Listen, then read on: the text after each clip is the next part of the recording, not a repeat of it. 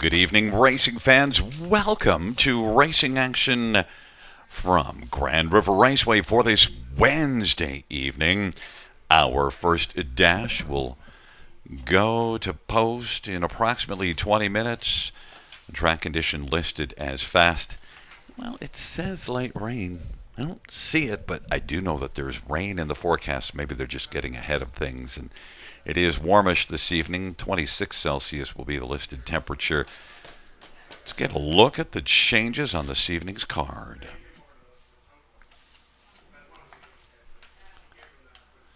Note there are no changes. Race number 1.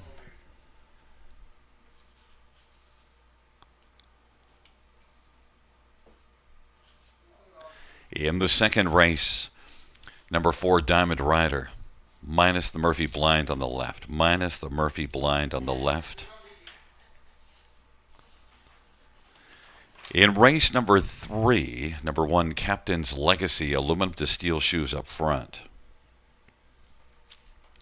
And number 8, and Nobody's Hero, driver to be announced.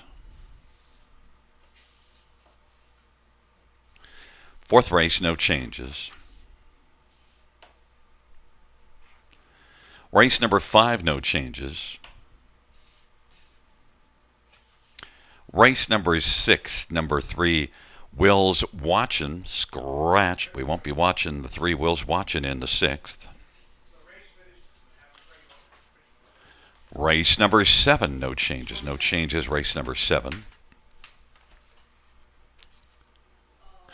Race number 8, number 4, Lotto Max, blind to open bridle. Equipment change, blind to open. Ninth race, number 7, Jules Diamond Eyes is scratched. Race 9, scratch 7, Jules Diamond Eyes.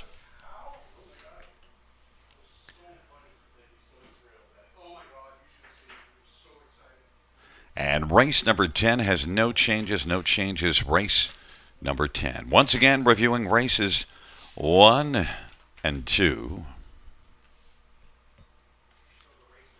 Race 1 will go as programmed.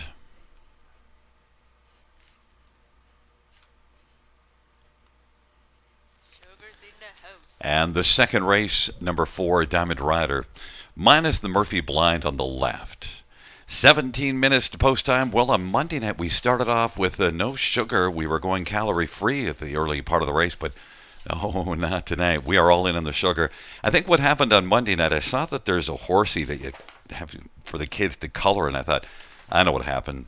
Sugar was still busy with his crayons, and he forgot to join us, and he was, working away on coloring in that horsey, but apparently he's live and ready to join us here right off the top. Sugar, how are you doing? Doing great.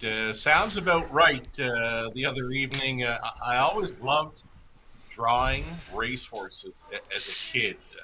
I could find some old doodles that I did from probably, dating myself now, 45 years ago. And I've always been a big fan of the racehorse, and still going for it here, mid-50s, and trying to pick some winners. Well, I hear the and look, fan of the racehorse. I can tell you also, when we were talking about the London Knights at the Kitchener Rangers the other day, Jenna, our immediate boss, sent a note, go Storm. So listen, just be advised, if you got anything negative to say about the Guelph Storm, keep it under wraps.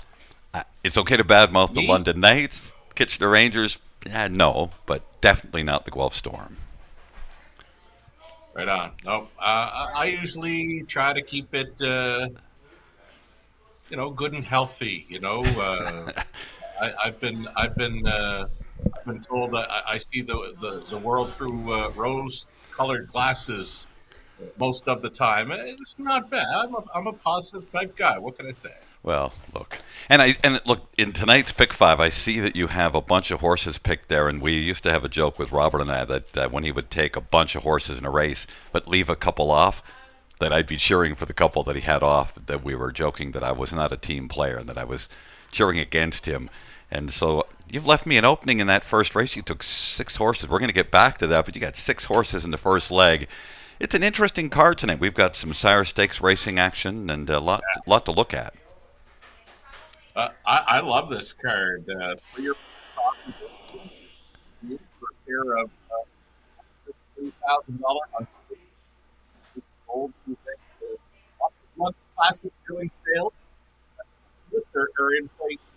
I did go deep in that opening leg of the pick five. I'm using six of them, but it's really thin on the end. I've got a single to talk about in race five when we come back. I got a bunch of singles tonight. So when we come back, it will be at about 7 minutes to post time. We're going to dig in on those pick fives. Talk to you then.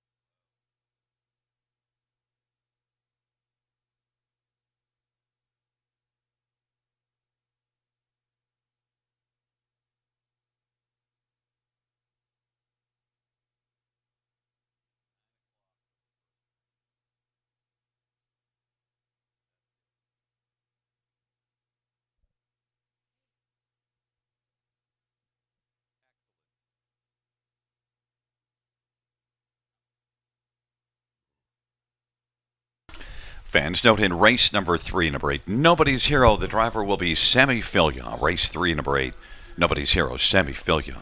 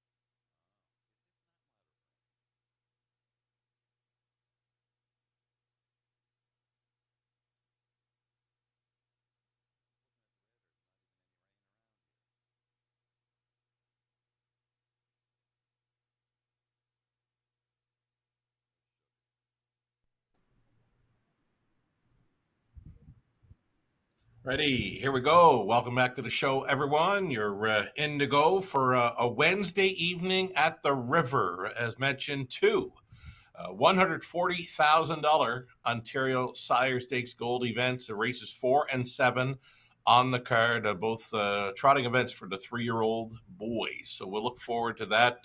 Lots of the regular drivers from Woodbine Mohawk Park joining us for that stakes action. You'll see them in some conditioned events as well. So great night of racing on tap. It's 10 dashes. Let's get right to it with some pick 5 ticket ideas. $5,000 guaranteed pool here. I'm at Grand River Raceway Studios in London, by the way. So here we go. Let's bring up those tickets. Early pick 5. Right off the bat, race number 1 is where I've gone deepest of all. I mentioned to Gary, I don't mind going deep in here because I've got a single on the end, that being number 5, Franco Santana, who's sitting on a big one. So opening leg, we got young horses here, right? Some inexperience, some first-time starter action. The current favorite at 7-5. Now, I like this horse in my top spot. I put him on top in my selections. It's a field of 9, and he's the lone 2-year-old in the field, and it's a rail that he's got to leave from. There wasn't a whole lot of early speed showing last time out when he had to rail, so rethinking things, I'm going to leave him in the top spot. I didn't expect him to be like 3-2 right now. Again, he's the lone 2-year-old in against a bunch of 3-year-old pacers in here. So not the easiest spot for one. I'd like him a whole lot more if he was like 4 or 5-1, but I guess that's why we're going deep. 1, 3, 5, 6, 7, and 9. We're using all the odd numbers. And plus, we'll include the 6 Stonebridge Alien, who looked like a winner last time out when front-ending just a bobble late when getting set to turn for home, and he lost every chance at that point. So deepest of all, the opening leg, race 1 of the pick 5 play. Over in a race 2, we're using 4 Diamond Rider and the 5 Reigning Captain. Both of those kind of popping off the page in race 2. We're 3 deep in a third with 1, 3, and 4. Fourth race, Ontario Sire Stakes Gold. We'll go with the 5 PL Spencer, the 6 Richie Rich, and the 7 LMC Wagon Wheel. And on the end of it, the big single for me, a single for many, number 5 Franco Santana. We watched him roll quickly through a quarter mile of 25-4, where he's sitting third. He battled through that opening quarter as well. And that was a first start back off a bit of a layoff. Paced him out on 50-1. Franco Santana gets the biggest circle of all for me on tonight's card. He's the key play and the single for many, I would think, on the end of the pick 5. I'm in for $21.60 on a 20-cent wager. Again, a $5,000 guaranteed pool here. Gary Guy standing by with his best go on the early pick 5. Well, it's interesting how similar we are, and as we've mentioned many times, I don't see your picks. You don't see mine. In fact, mine were done Oh, yesterday, and yet look at two singles and went deep in the first leg. So we again see this first race is anybody's right. ball game. I went five deep, and I could definitely have used Odd the numbers. six. Yeah, I could have used the six as well because those breaks was, as you mentioned, leading before making the break. So I just took all the odds, and we'll Sure. see if that can work out for me. Then I single right up. So your top one, which is Diamond Rider, I went with that alone. Reigning Captain is definitely dangerous in prime time Bob, but also Hmm. Reigning Captain's last race was June the 25th, so it's been out of the box a wee bit of time. I mean, it's not Yeah. extremely long, but it's not a tight rotation either. In the third race, number 4, Aaronwood Big Mac, your top one. I'm singling the Big Mac. Maybe I was just hungry when I was looking at that page and just zeroed in on the Big Mac. And then on the fourth race, I broaden out. You use 3. I even add one more. So I have 3 of yours, and I also have added in number 4, Galen Urso, which is your fourth choice. So I just went one deeper. It qualified big time, 53 and 3 qualifier, romped in the qualifier. But Beautiful. and then I went 3 deep into that fifth leg with the inside 3. So we again see that very similar. We both like that Franco Santana, and I added in Volcanic and All Time Rock, and where you went 5 deep. I did leave out a couple, the 2 and the 4, but still. Or no, you're in the single there, right? I went single. I'm Yeah. all in on that Franco horse. Yeah, so I You went a went a little big one. deeper. Yeah. No, I like your ticket structure, Gary. Deep in a few places and a couple of singles that got a great shot of showing up tonight. But a lot of our top ideas are the same ideas as well. And there's your thoughts. Conley's spending money like you are. Opening up that wallet. Way to go, Conley. He's in 4 deep. Opening leg. 1, 3, 5, 7. No 9, no 6. He's on the 4 and 5 with me in race 2. 2 deep in the third with 3 and 4. Outside in the fourth race with 6 and 7. Richie Rich LMC wagon wheel for the gold event for Ontario Sire Stakes. And then he goes deep again on the end of it with a 1, 5, 6, and 7. Conley's got the biggest wallet tonight. He's opening things up 25.60 on a 20-cent wager. Part of the go-to wagering menu. I'm sorry? I didn't say a word. That was just me probably back talking to myself. $5,000 guaranteed pool on this pick 5. And we're going to set for a post parade soon, right? Try not to backtalk to yourself. I can chirp you enough. You don't need to be chirping yourself. I used to watch an old show called Seeing Things. Now I'm hearing things. Well, we're going to be hearing you right after the first race post parade with some big expertise because we got a very wide open field. And look at that 1 to 9 shot. I don't believe it. Field for the first race, entering the track for the post parade. The Paddock Camber presented by the Ontario Equine Education and Employment Program.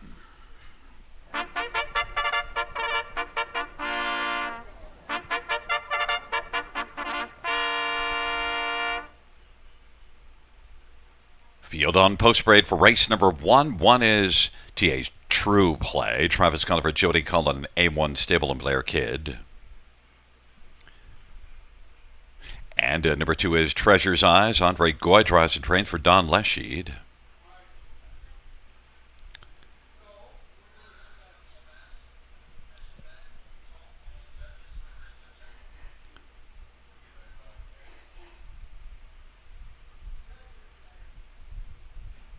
We're looking for number 3, Fishing in the Shadows. We're fishing for a 3, and there is double barrel Daryl Thiessen for Joshua McGibbon and Paul Batter.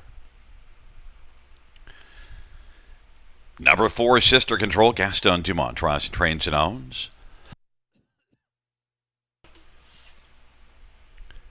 5 is Bar Down Brisbee. Jason Ryan for Paul Ritchie.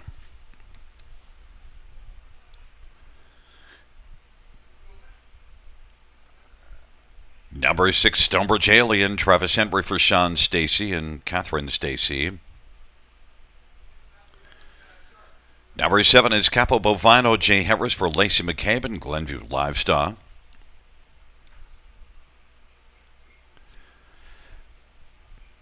Number 8 is Your Attention Please, Scott Young for Jeff Williams in Martin Stables. And note that 9 is Tango Creek, Sammy Fillier for Barry Bird and Debbie Bird, the first race. That's your Omega Alpha Pharmaceuticals post parade. And let's get a look at this field. We've got a lot of horses that you've used in your pick 5, and I used a bunch as well. And, well, we did have a lot of money on TH True Play, but now it's moving all around. And I think it's a wide open dash. We both think that way. So does Conley. Let's get right to TH True Play. And truly came close last time out. Did too. Great looking 2-year-old, colt son of Shadow Play.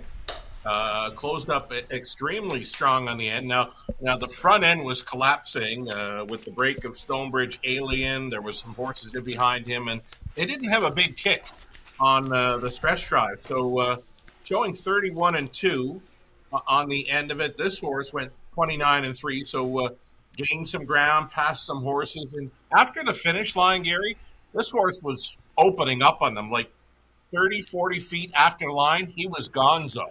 Yeah. Now, I liked him tonight. I'd like him a whole lot more if he was like 4 or 5-1. I just can't get there with him, though, really, at 5-2. He's a 2-year-old, the lone 2-year-old facing older horses here. Yeah, that's really a good point, because the 3-year-olds are just a little more mature, a little bigger. But I got to tell you, Sugar, sometimes older doesn't necessarily mean more mature, if you know what I'm saying. Number 5, Bar Down Brisbee is my top one, and your second choice. Yeah, this one's got some gate speed to work with. Post 7 last time and found a spot up close.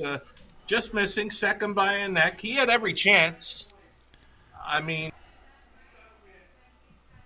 lapsing for speed, and at 3-1, I thought he'd get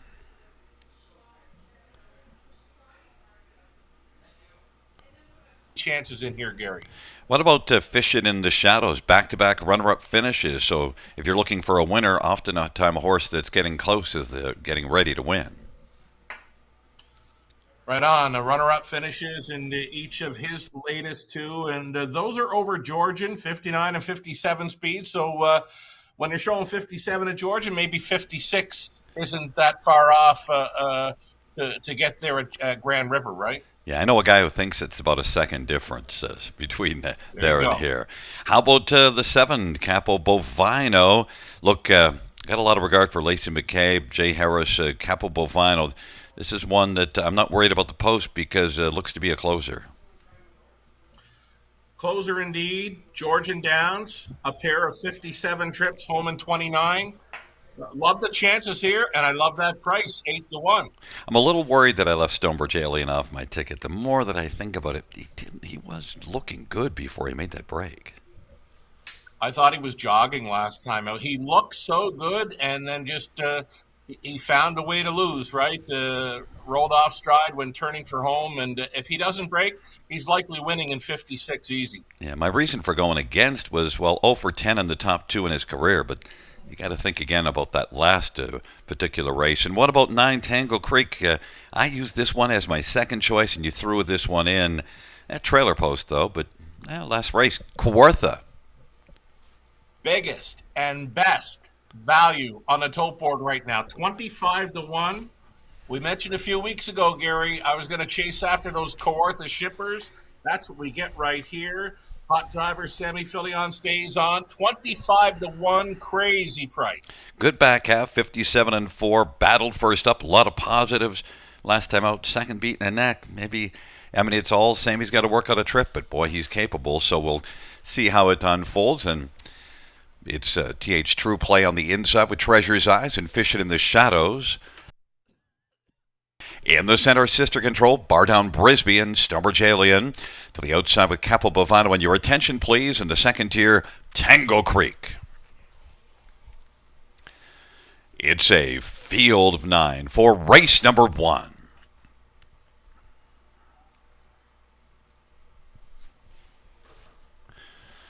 Field for race number 1 is at the start and they're off. Bartown Brisbee is going to blast out and also leaving out well.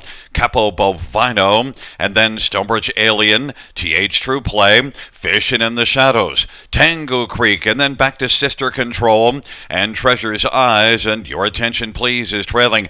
Capo Bovino blasted to the front and right now is moving along on a lead of about 2 1/4 lengths. And Bartown Brisbee second. Stonebridge Alien is out third. Then TH True Play. Tango Creek is in mid-pack, racing fifth as they come off the turn. Then back to Fishing in the Shadows and Sister Control. Now to the outside, Your Attention Please is moving up. And back trailing the field is Treasure's Eyes. But right now, it is Capo Bovino at 13-1, who's got the lead as they race their way on around the turn. And Capo Bovino leading, and racing second is Bartown Brisbee, 7-5. Racing third, Stonebridge Alien. TH True Play is fourth and pops to the outside. And then passing one, Tango Creek has moved up to be fifth. And then it is back further to Fishing in the Shadows. But right now, it is Capo Bovino the one to catch. Capo Bovino off a 57-1 halftime and a 29-2 second panel as the field heads their way on by 3/4. It's still Capo Bovino moving along on a lead of about 5 lengths, maybe 4.5 now. Bartown Brisbee chipping away. Then TH True Play to the outside, and Stonebridge Alien is blocked down to the inside. Then it is Tango Creek and Fishing in the Shadows, but it is still Capo Bovino as the field turns on down the stretch drive. Capo Bovino just keeps on moving well, getting some urging. Capo Bovino is going to score at 13-1 to kick off the card. Then it was Bartown Brisbee and TH True Play and Tango Creek 156-2. It's an odd-numbered superfecta, and oddly enough, Capo Bovino at 13-1 in race number 1. How do you like him now? We called him a closer, Gary, prior to the start. I mean, he only had 2 career outings over Georgian, but we know horses from that outside 5, 6, 7, 8, especially with a guy that likes to put them in play, Jay Harris. No shot he was taken back tonight. He sends this one to a front-end mission, never faced a challenger. Yeah, and I mean, it's early in their career. We don't have enough information to know if he's capable Right. of leaving. He just hasn't shown it. Exactly. You're going to get – it was a mixed bag, really, and you got the lone 2-year-old who took that serious action. I believe he's still a top 3 finisher in there. But this superfecta with the odd numbers in play should come back at a pretty good price. 13-1 starting up, a pick 5 that was well supported by players. They played $14,000 plus into the pick 5, Gary. Oh, this is going to be a lovely pick 5, at least starting off with one that, I mean, Capo Bovino certainly was very playable. It was my third choice, and you're fourth. And, Lacey McCabe, solid numbers, and Jay Harris is one that drove Capo Bovino before. So, probably shouldn't have been 13-1. No, we all thought it was deep. Yourself, Connolly, myself, for the opening leg of the pick 5. We all had to go deep. And what do you know? 13-1 shows up. The favorites are second and third, and then you got the 20-1 Bomber finishing up fourth in the Super. Very nice maiden score for Jay Harris on board this one at 56-2. Back in front of us is number 7, Capo Bovino, a 3-year-old Better is Delight Bay gelding, owned by Glenview Livestock, trained by Lacey McCabe. Jay Harris, the winning driver, and Capo Bovino is victorious, 156-2 for a first career win.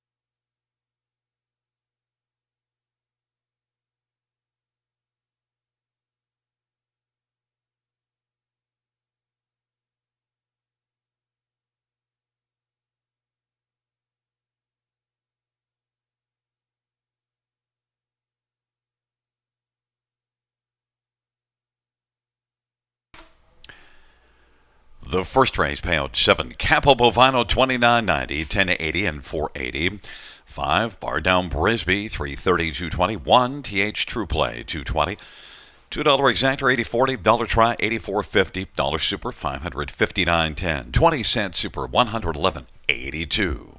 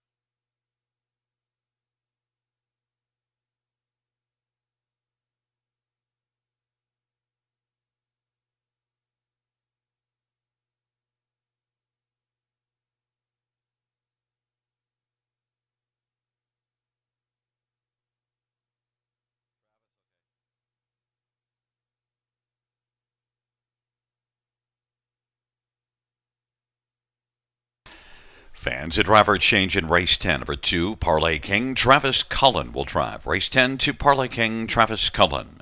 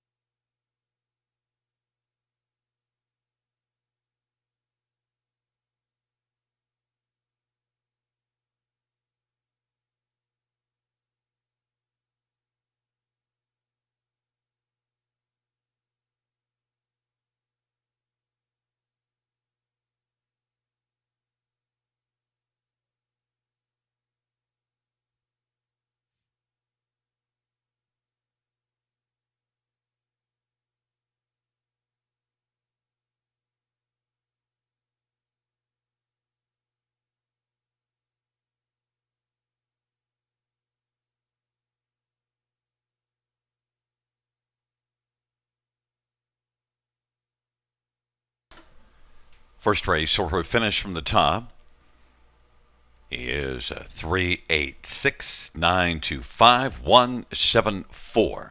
That is 386-925-174 on the bottom.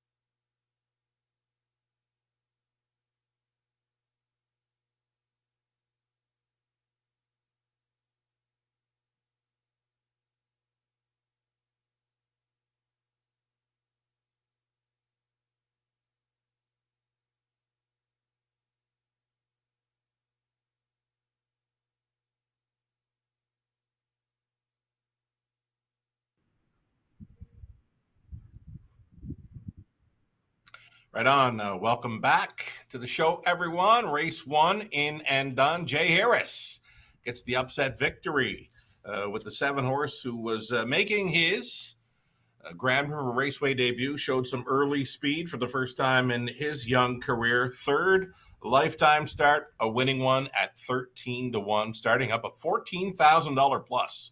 A pick 5 pool, I can tell you, $1,100 is live and in play moving into leg 2 of the pick 5. We've got a pick 4 play to be talking about here in race number 2, a $2,500 a guaranteed pool, pick 4, part of the go-to wagering menu here at the River. I'm in for just $7.20, maybe even cheaper the way it looks in the screen. 4 Diamond Rider and 5 Reigning Captain to start things up, and then we're 3 deep with Captain's Legacy, Ryder Ross, Aaronwood Big Mac.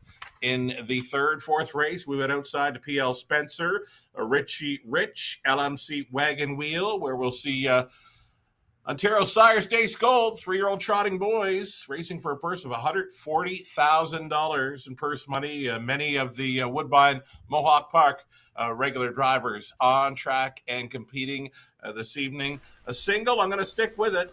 5, Franco Santana on the end. He's fresh, and he is battle tested. By the way, Sugar, 25-4 contested opening quarter in his return race, and he paced him out 50-1. He's sitting on a big one. I believe it'll be a single on the end of my multi-legs this evening. Gary Guy with an early pick 4 ticket idea. We'll bring his ticket up next with a couple of minutes left for wagers here. By the way, $360 on your ticket, so you've lost a horse. Pool.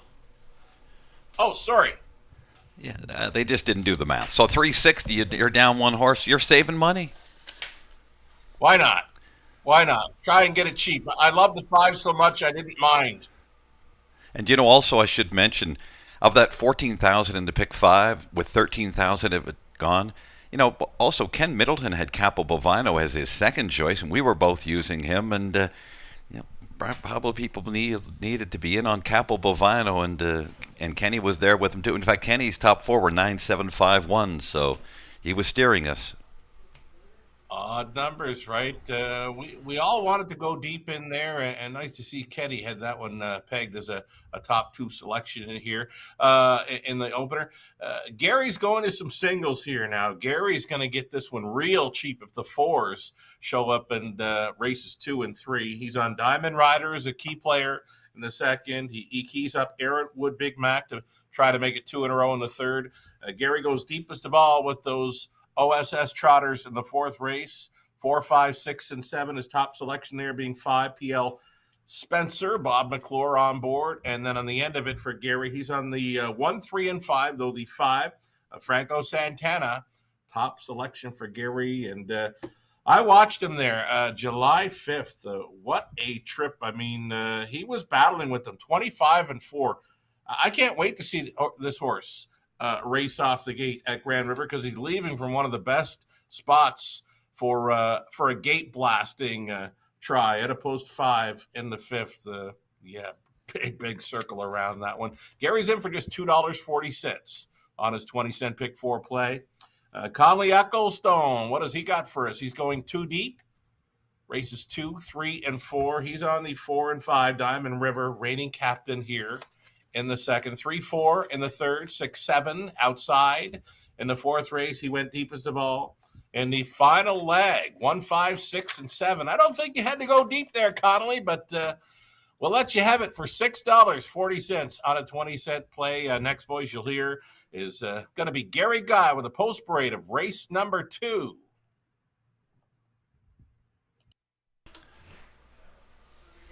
And there's a look at our paddock camera, brought to you, presented by the Ontario Equine and Education Employment Program.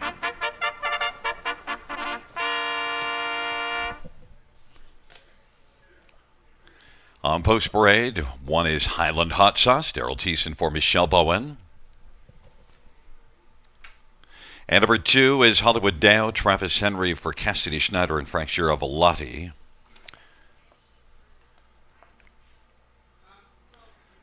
Number 3, Vogue Blue Chip, Travis Cullen for Rod Boyd and Rick McNeil and John Osinga.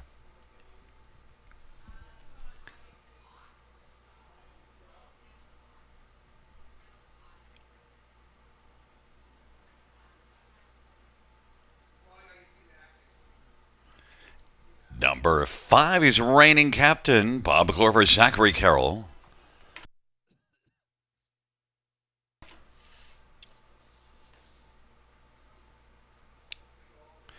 Number 6, Clinch Vet, Anthony Hunt for Tim Myers and David Omacholi.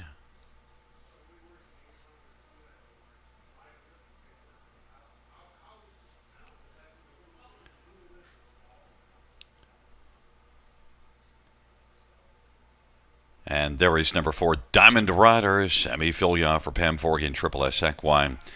And equipment change minus the Murphy blind on the left. In a field of 6, race number 2. We both love Diamond Rider. In fact, you were on this one July the 2nd. You were heavily in love with Diamond Rider from Post 7. And, well, Sugar really lived up to your billing.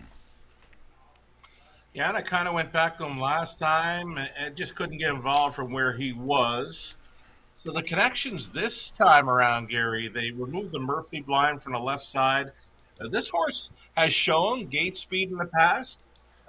Maybe after post 7 and 8 in his 2 last outings over the river, maybe it's a gate blasting try for this one this evening. And all he has to do is mind his manners, right? Because the last couple of outings, he has closed up very strong. Even from where he was last time out, he was going best of all nearing the finish. So very tough to go against him in here. I know you've singled him up, Diamond Rider, on your multi-leg wagers, and I think that's a good idea with this one today. I love his chances. Well, if you look down the page, the best mile, his career best mile of 51, he blasted to the front. And, after blasting to the front, he came home in 26 and 3, so pretty impressive. Your second one is number 5, reigning captain. You get prime time Bob McClure, and, well, he's loved it here in the past. Right on. We're going to see Bob a few times this evening at the river. This one goes out for owner, trainer, breeder, Zachary Carroll, who's stabled very close to London here, Dorchester Downs Training Center. This one qualified on July 7th, but 56 and 2 over the big track of Woodbine Mohawk Park, but he does show 51 and 3 speed back in early June. Now the question would be the time away. It's about a month between pari-mutuel starts for this 5, a reigning captain. Should he show up with his A game, he'd be the toughest customer, I believe, for the 4 Diamond Rider. Yeah, I think so. And also, this is one that shows a bit of gate speed, but also can race from off the pace. You see this one winning from, actually made the move coming up to the half, got away 5th, parked, actually. That's a beautiful move there back at Mohawk. And just overall has some nice ability, 51 and 3. You've seen some solid stuff from this one. But, number 3, Vogue Blue Chip, has only got 1 win on the year, but Vogue Blue Chip, further down the page, back early in June, was racing well. Yeah, he wants to race up close. That's likely his best chance. Again, I think I've mentioned that a few times about this horse. He seems to do best when put in play. So Travis Cullen hops on board this time as Daryl Thiessen. He's listed for the 1 Highland Hot Sauce. Not sure if Daryl had a choice in here or not, but you know what? Travis Cullen on 3. If he can get him motivated to show some early speed in here, he could do some damage at 25 to 1. I want to get to number 1, Highland Hot Sauce, your 4th one, my 4th one. Kenny Middleton likes this one second in behind Diamond Rider. Nothing wrong with this horse. Not a whole lot of gate speed, but with a rail to work with, Daryl will try to have him spotted up in the front 3 or 4 early. And I think Daryl kind of likes this horse. He's been 2nd and 3rd with him in his latest 2. And I got to tell you, a horse that I'm sometimes scared of is Clinch Vet. Not always consistent, but there is some serious ability in there. Clinch Vet is capable. He's my second choice, one that you left off. But that last start of George and Clinch Vet got parked 3 wide and paid for it late. Yeah, he got used up pretty good and then didn't have a whole lot left at the end, and now he's missed about 3 weeks of racing action. So I couldn't get there. I had to leave him off. Maybe the connections get a better chance in race number 3. Well, it is a field of 6 for the second race, and Diamond Rider is that even money favorite. It's Highland Hot Sauce and Hollywood Dale on the inside of the center. Vogue Blue Chip and Diamond Rider to the outside, reigning captain in Clinch Vet.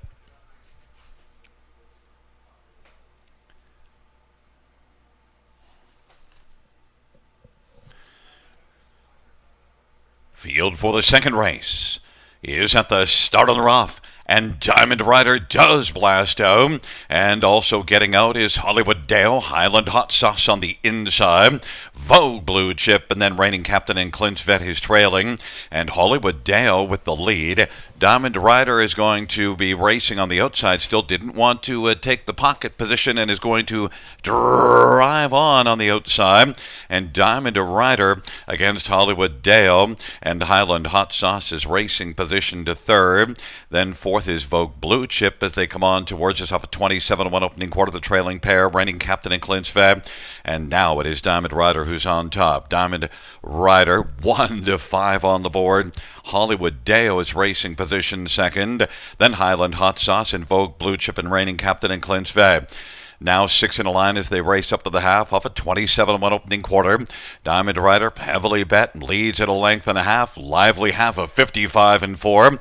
Hollywood Dale is second. Highland Hot Sauce is third. Then a gap of 3. Vogue Blue Chip and Reigning Captain and Clint's Vet. They head on to the three quarters. Diamond Rider leads it by a couple. There goes Highland Hot Sauce on the outside. Highland Hot Sauce now is moving up and is alongside Hollywood Dale. That pair is a length and a half back of Diamond Rider, the heavy favorite. Three quarters, 124, and Diamond Rider is still looking very sharp on the lead. Has yet to receive any urging. Leads at a length and three quarters. Highland Hot Sauce and Hollywood Dale dueling right now for second because Diamond Rider still looks good as they turn for home. Diamond Rider, Hollywood Dale, and Highland Hot Sauce. Diamond Rider as they come on to the finish. Diamond Rider is going to win this one with no urging and take it by 2.5. And then it was Hollywood Dale, Reigning Captain, and Clint's Vet. Diamond Rider, we mentioned the equipment change, and you said maybe it's different tactics today. They definitely were different, Sugar. Indeed, we knew there was some gate blasting abilities there, and yeah, when I seen the trainer Pam removing the Murphy blind from the left side, well, it just had me thinking there's going to be a different, like you said, change in tactics. This horse was never thinking about taking back here. I mean, Hollywood Dale left sharply against him, and credit Travis Henry for racing that one up close to finish second at a big price. But Diamond Rider, no touching this one tonight. 152 and 2, very brave front end mission for this one tonight. And yeah, he could have went quicker. Why bother?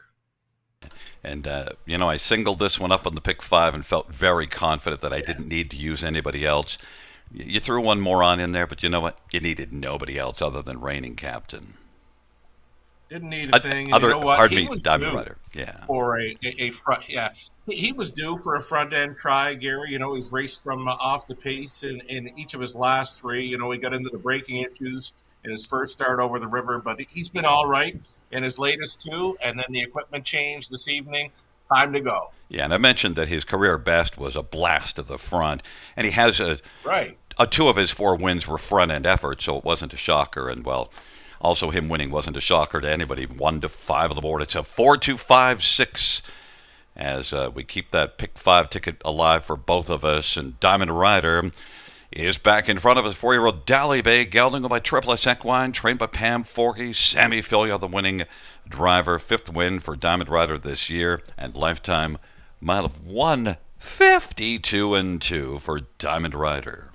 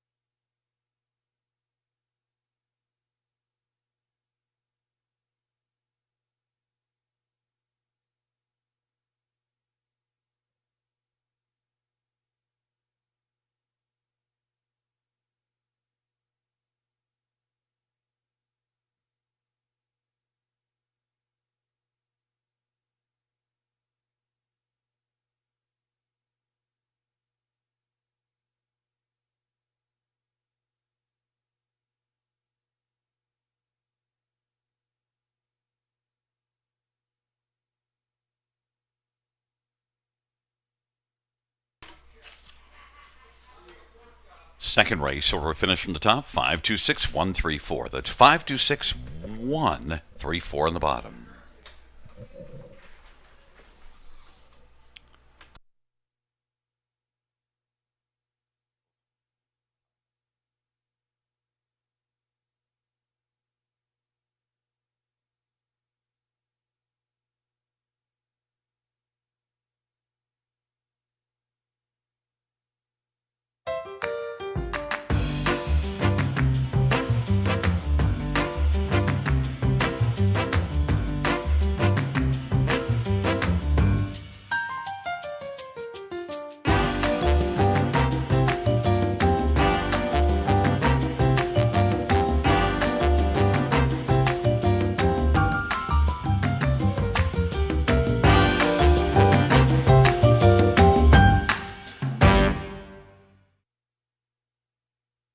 Winbak Farm of Ontario is home to outstanding sires, including three-time millionaire pacer tattoo artist who is new in 2025, the last great son of the legendary Sub Beach Somewhere and multiple stakes champion Beachglass, Meadowlands Pace and Ontario Sire Stakes champion Lawless Shadow, and the richest pacing stallion in all of harness racing history, the great Hall of Famer Mick Wicked. Also standing at Winbak Farm, Archangel, Better Than Cheddar, Betting Line, My MVP, and Trixton. For more information, visit winbakfarm.com.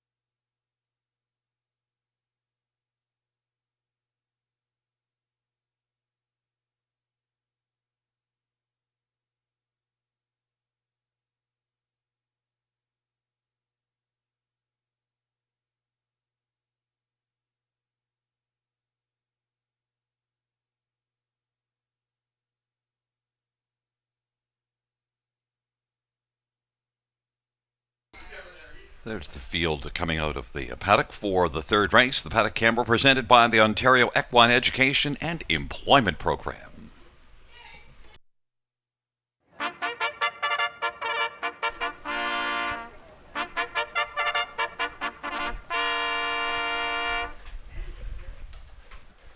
Field on post parade for the third one is Captain's Legacy. Travis Henry for Francis Dumichel. And number 2 is the Cheeky Bugger, Damien McClellan for Emma Christoforou and Charlebos Christoforou. And number 3 is Rada Ross, Doug McNair for Elizabeth McNair and Jim and Elizabeth Ross.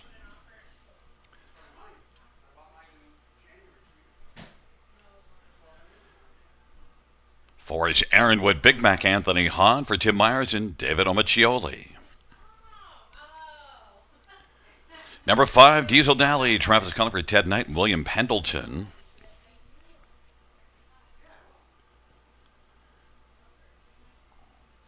Number 6, Unforgiven, Scott Young for Jeff Williams and Tyrone Valley Farms.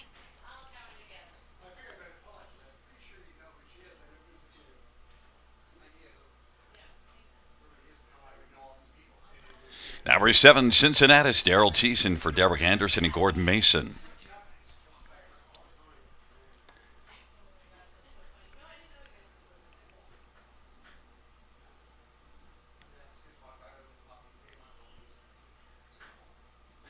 Number 9 is Trooper Hanover, Paul McDonnell, drives and trains and owns.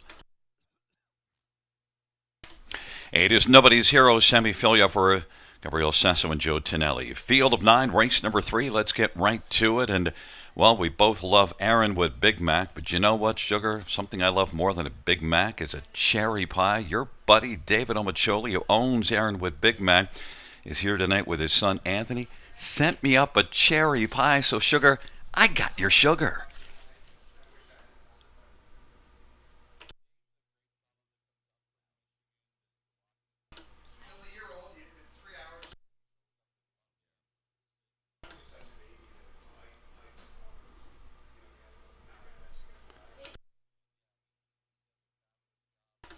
We're not hearing Sugar. Maybe he's mad that I've got his pie and he's not going to talk to me. There is a look at Aaronwood Big Mac. We'll see if Sugar gets over it and joins us. But to Aaronwood Big Mac, we both like this one. I've singled this one in the pick 5, and one that was dominant here last time out. What a beautiful start for Aaronwood Big Mac after struggling at Mohawk and coming in here and really romping to victory.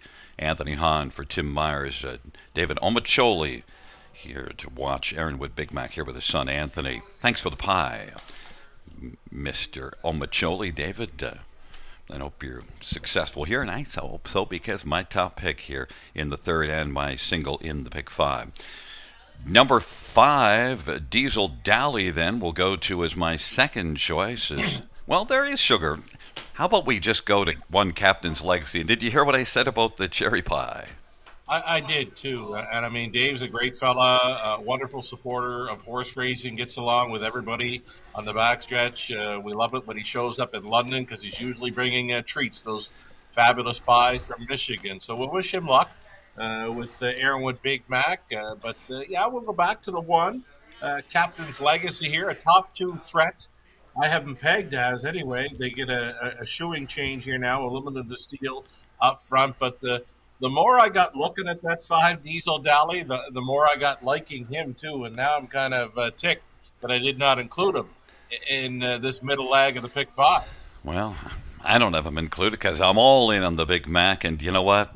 I love the Big Mac even more now that I can have some pie along with it. Aaronwood Big Mac is sitting at 3-5. How about number 3, Ryder Ross? You used that one on the pick 5 ticket. Did too. As mentioned, many of the Woodbine Mohawk Park regular drivers will be with us tonight for the Ontario Sire Stakes events. Doug McNair, part of the card this evening, driving this first-time starter for his trainer dad, Greg McNair. Some pretty good speed on the end of his latest over at Woodbine Mohawk Park in a qualifier, 157 flat home and 27-3. One to think about, but again, it's very tough to back those 2-year-olds when facing older horses. Well, we might as well get to 5 Diesel Dally because you're starting to see things my way, my second choice. But, of course, I didn't love this one enough to use him on the pick 5, even though he is my second. Yeah, I had him pegged for 4. I've got 4, 1, 3, 5 picked here. And I went 1, 3, 4 in the middle leg of the pick 5. And now I'm kicking myself that I didn't use this 5. I like his start last time out when trying to go all the way, 57-2 over Georgian. Got some gate speed to work with. He could be following a helmet tonight and have a big burst on the end. We like his chances, and I love that price now at 5-1. If I could go back, he would be a player for me on the multi-legs. Of course, if you could find a way to get Captain's Legacy, who you included in here at 17-1, and I got to think he's lighter in that pick 5 than Ryder Ross. Mm-hmm. And gets the better post and a shoe change, aluminum to steel shoes up front. So there's kind of going the reverse way of the one that you love. You love steel to aluminum, but we'll see. But we love Aaron Wood Big Mac. And, of course, I know that you've had a few Big Macs in your life. I'm just assuming that. Field of 9 for race number 3. And they're gathering speed, approaching the start.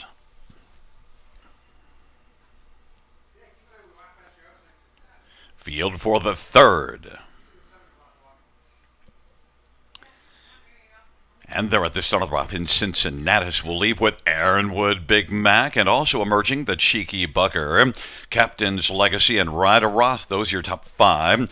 Then Trooper Hanover, Diesel Dally, then Unforgiven and Nobody's Hero. Cincinnatus right now has got the lead, and then the Cheeky Bugger is going to pop out. The Cheeky Bugger and Aaron Wood Big Mac as they race on around the turn. Those are the top 3, and now the Cheeky Bugger is going to come on up and grab the lead, but the Cheeky Bugger and Aaron Wood Big Mac, so we got the Bugger and a Burger leading the top 2 as they race on past us, and Aaron Wood Big Mac is continuing against the Cheeky Bugger, and racing 3rd is Cincinnatus, and then positioned to 4th right now is Ryder Ross, and currently about 5 off the lead of Aaron Wood Big Mac. Then it is back to Captain's Legacy and Trooper Hanover and Diesel Dally and Unforgiven, and trailing Nobody's Hero. Aaron Wood Big Mac 1-2 on the board. Halftime lively half of 55-4. Had to work a little bit to get it, but leads by 2 right now. The Cheeky Bugger is 2nd. Cincinnatus, and now Ryder Ross is starting to ride closer on the outside. And Captain's Legacy is moving on the back of Ryder Ross.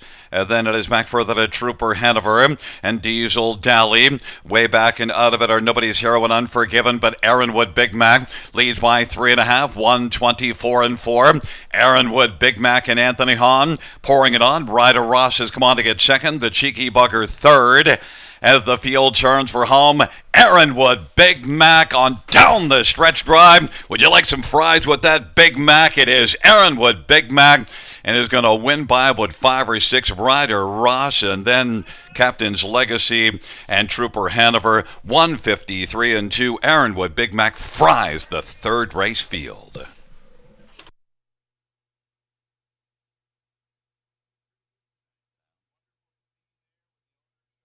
On track, visiting from Michigan, likely going to see them in the winner's circle here with Aaron Wood Big Mac. Anthony Hahn, a fine job there with trainer Tim Myers to double up, and well played by the players. They were all over him this week. Well, I'm having a slice of pie, and he's having the winner's slice of the purse here in race number 3. And look, I singled up in the 2nd and 3rd, and both of them they raced like anticipated. Aaron Wood Big Mac had to work hard a little bit in the early going, but it just didn't matter. Yeah, it was pretty good there this evening, and good for you there with your singles showing up. A pair of 4s, races 2 and 3, and leaves you with plenty of opportunities on the end of your pick 5 play going into race 4. The 2 that were underneath it were the next 2. I mean, you used the 4, 1, and 3. You didn't need them, but at least you did have the correct ones. Ryder Ross and Captain's Legacy. Those are big trips for the 2-year-olds, right? I mean, they're pacing 54 and change. I mean, Ryder Ross, the 3-horse, career debut right there, and going to be showing a mile and 54 over the river in the career debut. And Good things coming for that colt son of Dancing Lou. I was a little nervous later leaving off a Greg McNair trainee, but still, I just had so much love for Ironwood Big Mac. And well, last race, 58, and I guess we found out there's a lot more in the tank. 153 and 2 for Ironwood Big Mac. That's a big mile as he fries this field. And it is a 4-3-1-9 top four. Ironwood Big Mac went off at 1-2 and then lived up to it. 3-year-old McWicked Bay Gelding owned by David Omaccioli. Tim Myers is the trainer. Anthony Hans, the winning driver. And Ironwood Big Mac is that second win in a row, second lifetime. And trackside David Omaccioli along with Anthony Omaccioli as well.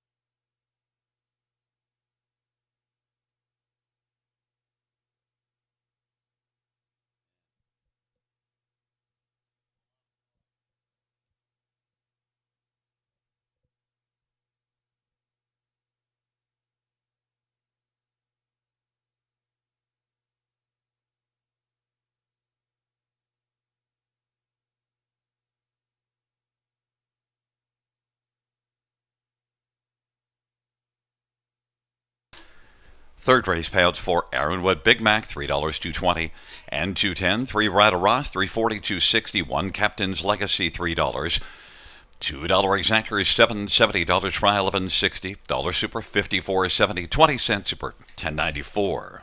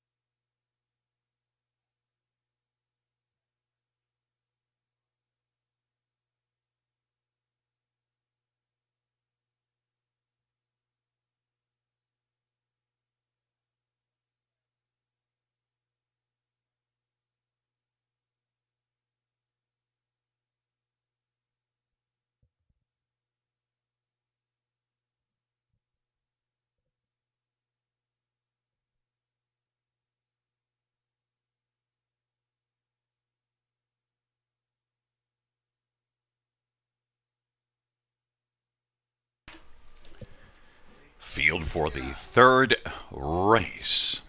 Order of finish 362-189-574. That's 362-189-574. Fourth Dash OSS Gold for 3-year-old trotting colts and geldings. Purse of $140,000.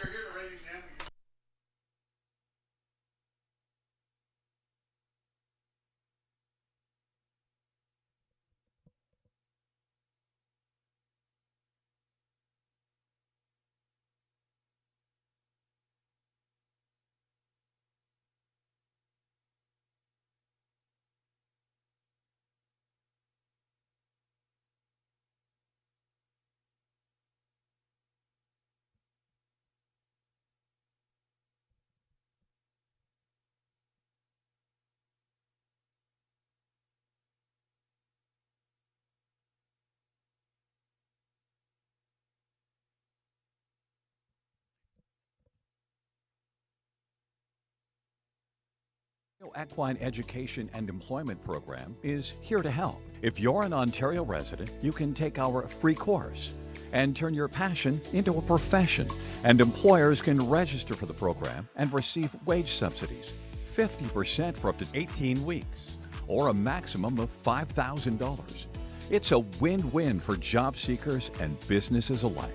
Ready to take the reins? Visit OntarioEquineEducation.com today and start your journey in the equine industry.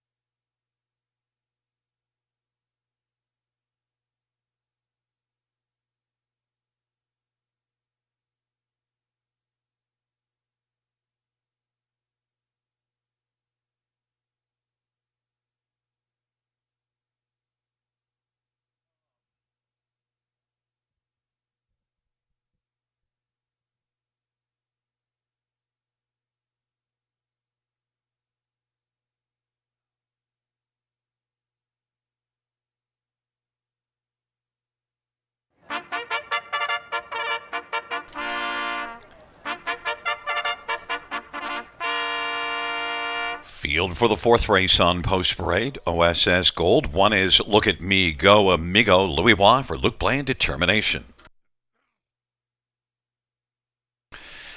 Number 2 is Cousin Halifax, Travis Cullen from Meg Crone and Bill Donovan. Number 3 is Fast Snap, Chris Christopher for Paul Davies and Nicole Davies.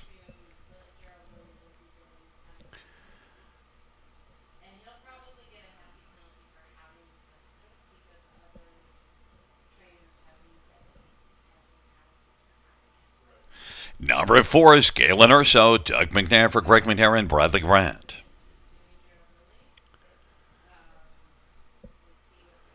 Number 5 is PL Spencer, Bob McClure for Steve Bossons and Richard Thompson and Derek Reed and ECS Racing.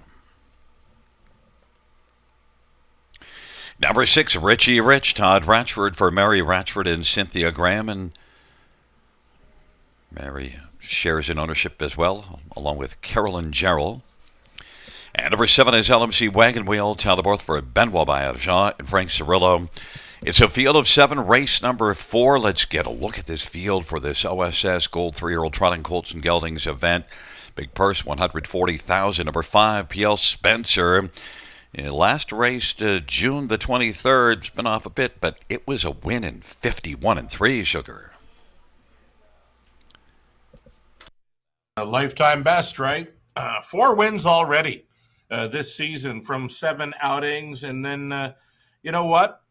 Sure, he has not raced since June 23rd, but a nice tightener qualifier in the latest over Woodbine Mohawk Park where he flashed some 27-2 speed on the end of it. PL Spencer, he's race ready, especially when they go for $140,000, right? Yeah, and I feel pretty certain that if he needed another tightener, they would have qualified him one more time, so they felt confident that he's set up well. PL Spencer, you get Primetime Bob, and Steve Bossons has some strong numbers this year. PL Spencer didn't do much as a 2-year-old, but really rolling as a 3-year-old. Number 7, LMC Wagon Wheel is, your second choice in here, and one that's got just 2 wins. But boy, that last race at Mohawk blasted to the front from post 8. I wonder what the plan is from post 7. Oh, he's got to go. I think we're going to see a big gate blast from the outside. His latest 2, right? They've been post 7 and 8 at Woodbine Mohawk Park, where he's been sent both times 27 flat 2 back when parking to the quarter, and was still sticking around late for a third in 152 flat behind PL Spencer and Richie Rich. Now they're both leaving to his left this evening, but LMC Wagon Wheel I can see being on the lead early, or if not, right there in the pocket. And last race, number 6, Richie Rich was beaten by PL Spencer by just a length, and this is already one that has 5 wins and 3 runner-up finishes in 9 starts this year. So Richie Rich and Todd Ratchford definitely could be dangerous. Indeed. Richie Rich going out for trainer Mary Ratchford's been racing since early April. From 9 outings, 5 wins plus 3 runner-up finishes. So you'd have to think this one is a must-play. I know a friend of the show, Sammy, is a big fan of this 6 coming in. He was trying to convince me it's going to be very tough to beat Richie Rich, he says, but I'm going to hold on to my 5 and 7 for the exact. And that one win that he had in the Gold, May the 29th, blasted to the front from post 7 and 1 going away by 4 3/4. So Richie Rich, that's something to think about too, leaving just inside of LMC Wagon Wheel. There could be some speed from the outside here. And number 4, Galen Urso, because I went to singled in the second and third in my pick 5, I get to use 4 horses in here. I threw this one in as my 3rd choice. It's your 4th. And Galen Urso, that's last race June the 23rd, but qualified on the 30th. Right on. Got to some braking issues there nearing the end of June, late in the mile. So took a week away, and they've qualified this one up. A very sharp winning qualifier, 53 and 3, home in 27 and 4, and now has been it's kind of idle for a couple of weeks, and might be sitting on a better try in here. 9-1 player for Team McNair. Yeah, the thing with Galen Urso, this is one that was a big earner as a 2-year-old, 200,000, and also a Green Manalishi. You've been really loving the Green Manalishis, and well, they had a night here Monday night as well. And Galen Urso, Doug McNair, Greg McNair, you always got to think about this barn. For sure, the McNair team have been doing great things this meet at Grand River Raceway, and leaving right behind the car. All that 4 has to do is mind the manners to be a big player here. 8-1's a pretty good price. The money's come for PL Spencer. One more just quick thought. Look at me go, amigo. Louis Wad, Luke Blais, and now moving up from grassroots, but was a winner in the grassroots last start. Post 1, not an easy spot for a 3-year-old trotter here at the river. Well, it is a field of 7 in the OSS Gold. Look at me go, amigo. Cousin Halifax on the inside. In the center, Fast Snap, Galen Urso, PL Spencer on the outside, Richie Rich and LMC Wagon Wheel. Field of 7, race number 4. They're in position, and they're reaching the start. And PL Spencer comes out pretty quickly, also leaving Galen Urso. Fast Snap has got plenty of snap, and Look at Me Go Amigo. But Fast Snap, Look at Me Go Amigo, and Louis Wam drives through now and is going to take the lead. And Fast Snap is second, Galen Urso is third. PL Spencer is now racing mid-pack fourth and moves over to the pylons. Then it is back to Richie Rich and LMC Wagon Wheel. And Cousin Halifax is trailing the field. Look at Me Go Amigo at 12-1, leading as they come up towards the half. 27-second opening quarter. Solid opening panel. Now Look at Me Go Amigo will look to pick up a second panel breather. In front of Fast Snap and Galen Urso. And PL Spencer. Then Richie Rich to the outside LMC Wagon Wheel. And PL Spencer took out from fourth, and now we'll get the cover. As moving out from third went Galen Urso. It is Look at Me Go Amigo with a lead of a couple of lengths over Fast Snap as they race on into the backstretch. Galen Urso getting a little closer now, has come on to take over second. Look at Me Go. Galen Urso on the outside. Look at Me Go Amigo leads it by just ahead, and now doesn't lead at all because Galen Urso has come on to grab the lead of a half of 56-4.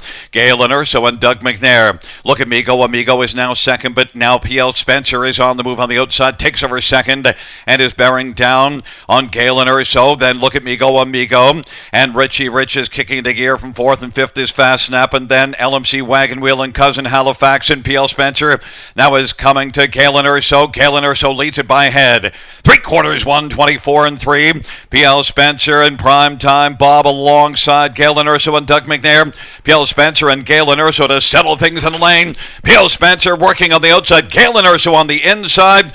Galen Urso turns back PL Spencer, LMC Wagon Wheel, and Look at Me Go Amigo 154-1. Galen Urso gets the job done. Team McNair, I said I would have a problem leaving this one off of my ticket, and I didn't. Galen Urso, I wished I'd used him on the top, but of course went to PL Spencer, and PL Spencer looked good, but Galen Urso was outstanding, Sugar. Big mile by Galen Urso. We mentioned all he had to do was mind his manners. Well, he was perfect this evening. Big push through the third quarter where they went 27-4, and that was the winning move because when he took control, PL Spencer, he was going to try him, but it wasn't going to happen for him here this evening.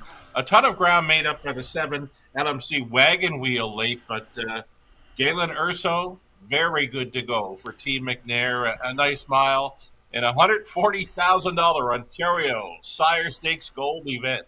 Yeah, and also, you know, those couple of breaks might have scared some people off because Galen Urso at 7-1, and if you were alive in the Pick 5 ticket and taking out PL Spencer, who was 3-5 of the board, that money already got shaved down quite a bit on that Pick 5 with a big, a longer shot in the first race. Right on. It scared me away from him. I mean, I had him as a top 4 player, but I don't believe I used him on my Pick 5 ticket. And we talked about Look at Me Go Amigo. You mentioned, what do you think of that one? And I said, well, the rail's a tough spot to lead from for a 3-year-old trotter. Well, Look at Me Go Amigo, he just said, hold my carrot, and showed me what time it was. Yeah, and look, the only thing is was moving up from grassroots and obviously found some of those ones on the outside eventually just a little bit tougher. Right. Yeah, the class certainly showed up there for the outside four. Even the six, Richie Rich, was going to get a big piece, but he rolled off stride when turning for home. But Galen Urso, the man of the hour right now. And back in front of us is number 4, Galen Urso, 3-year-old Green Manalishi Bay Colt, owned by Bradley Grant and trained by Greg McNair, Doug McNair, the winning driver. And it is the 3rd win this year, 6th lifetime. Galen Urso, victorious, 154-1.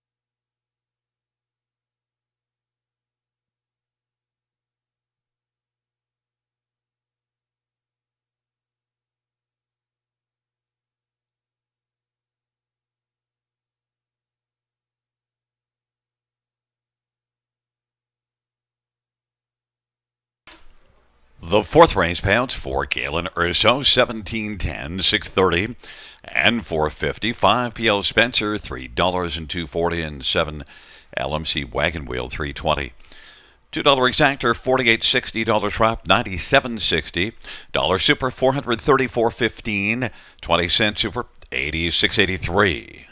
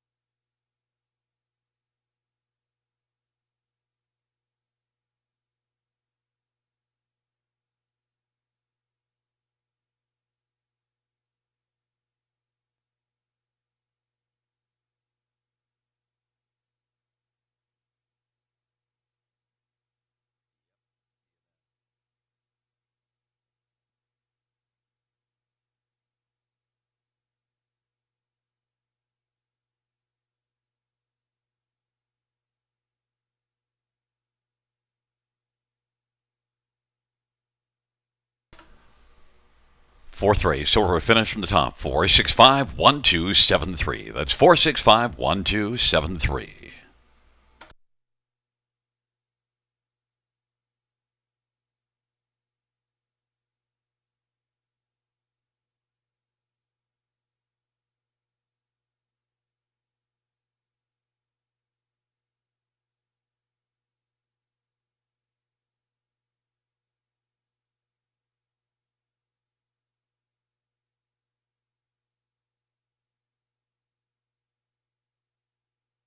Do you like to write stories or poems or draw pictures of horses? We're running 2 contests from now until August 31st with a total prize money of $3,500. For the Youth Literary Derby, Ontario students in grades 3 to 8 can submit either a short story or a poem with Standardbred theme. Poems and stories are judged separately. If you like to draw, then the Youth Art Derby might be for you. This one is open to students in grades 3 to 12. And you can do a drawing or a sketch of anything Standardbred related. Check out our website for more inspiration and more information, bgracingalliance.ca.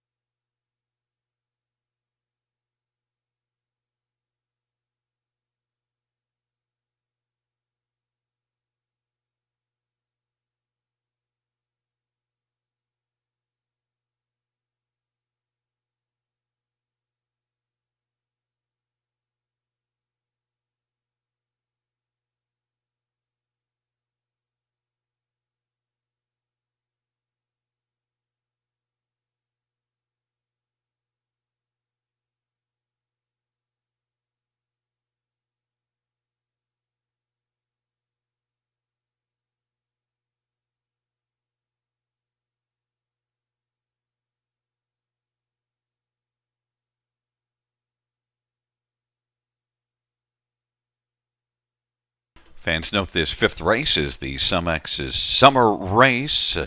Welcome to our SumX group here for the fifth race this evening at Grand River Raceway.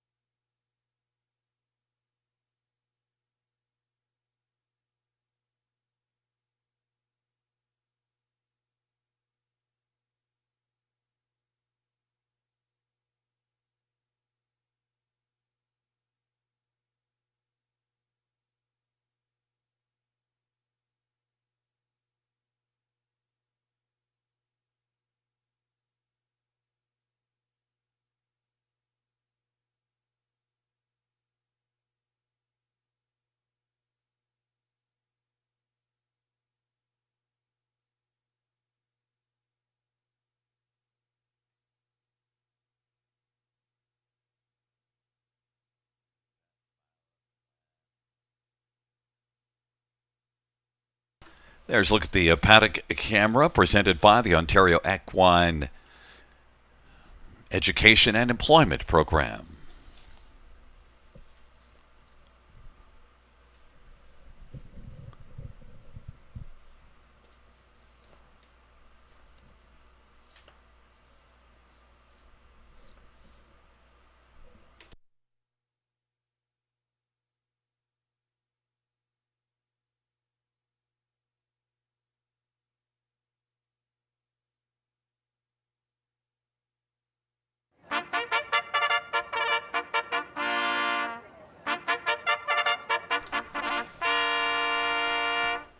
Field for the fifth race on Post Parade, the Omega Alpha Pharmaceuticals Post Parade 1, Volcanic, Doug McNair, Greg McNair, Barbara Wells. Number 2 is Belmont Blazer, Travis Culliver, Jody Cullen. 3 is All Time Rock, Austin Sorry for Brian Ramsey. And number 4, Devil's Wish, Louis Bois for Anthony Beaton and Kevin McKinley and Martin Van Beek and Brendan Guerrera. Number 5, Franco Santana, Tyler Both for Shanta Mitchell and Kevin Harvey.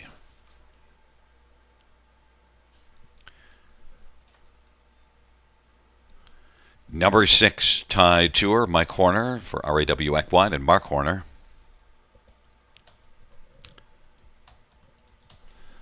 Number 7, Geronimo Creek, semi-filly for Barry Bird and Debbie Bird.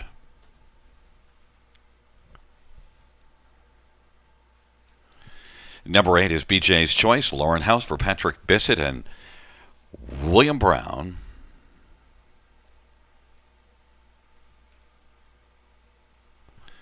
And number 9 is Strongman Hanover, Daryl Thiessen for Joshua McKibben and Murray Cox. The fifth race, SumX's summer race. Let's get a look at this field. And, well, Sugar, the pick 5, only the inside 5 paying out. We'd have a carryover if any of the outside 4 were to win. And, well, I see that on your Super High 5 ticket, you're using the inside 5. So Franco Santana, the first of that bunch, 3-2.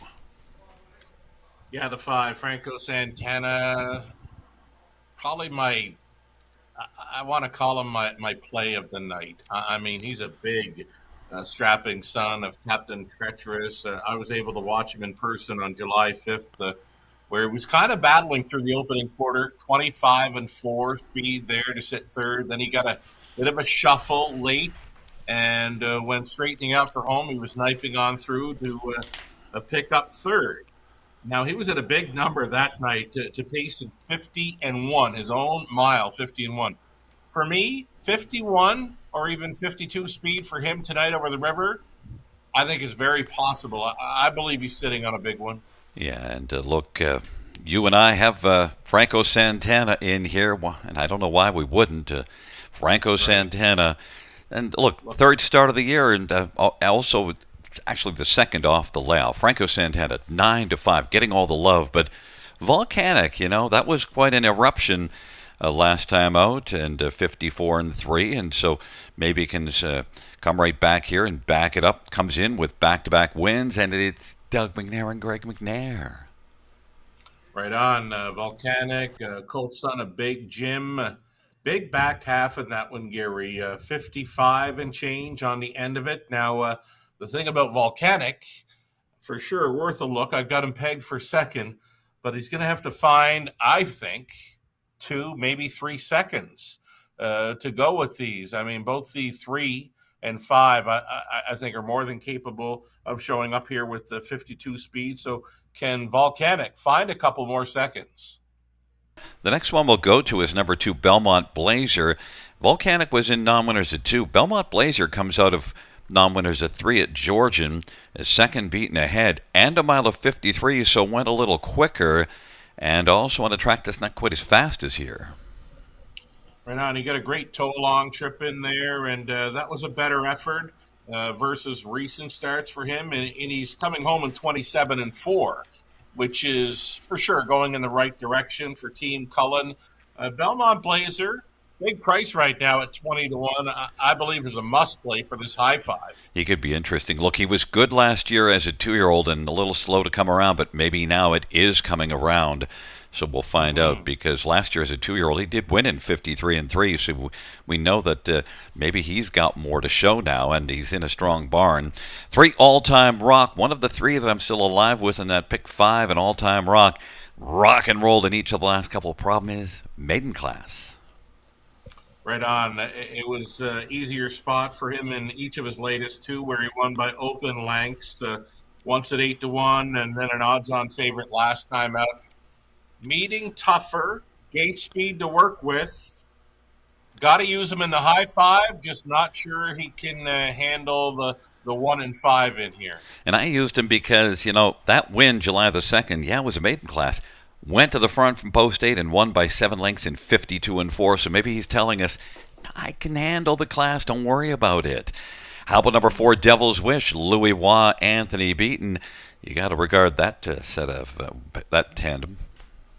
Yeah, he's showing 52, 53 over Woodbine Mohawk Park, just missing in the latest. And I've mentioned to a few people already tonight, the Mohawk speed is pretty close to what you will see at the river. So I think Devil's Wish, more than capable of showing up here tonight with a 52 or 53 effort. And how about that measuring stick beaten by Convoy 22? I think he's been okay here. Oh, has he ever? I think we're going to see him later. I'm not sure if it is later or not, but I know one thing. He's in the 8th. Yeah, we keep seeing him in the winner circles where we keep seeing him, and he's in the 8th race. There you go. Good memory by you. It's a field of 9 for race number 5, taking up their positions.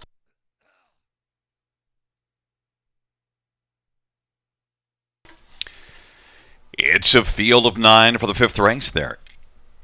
Nearing the start. Horses pulling into position. There at the start of the hunt, Belmont Blazer is going to blaze early. Franco Santana, and then All Time Rock now wants to rock and roll.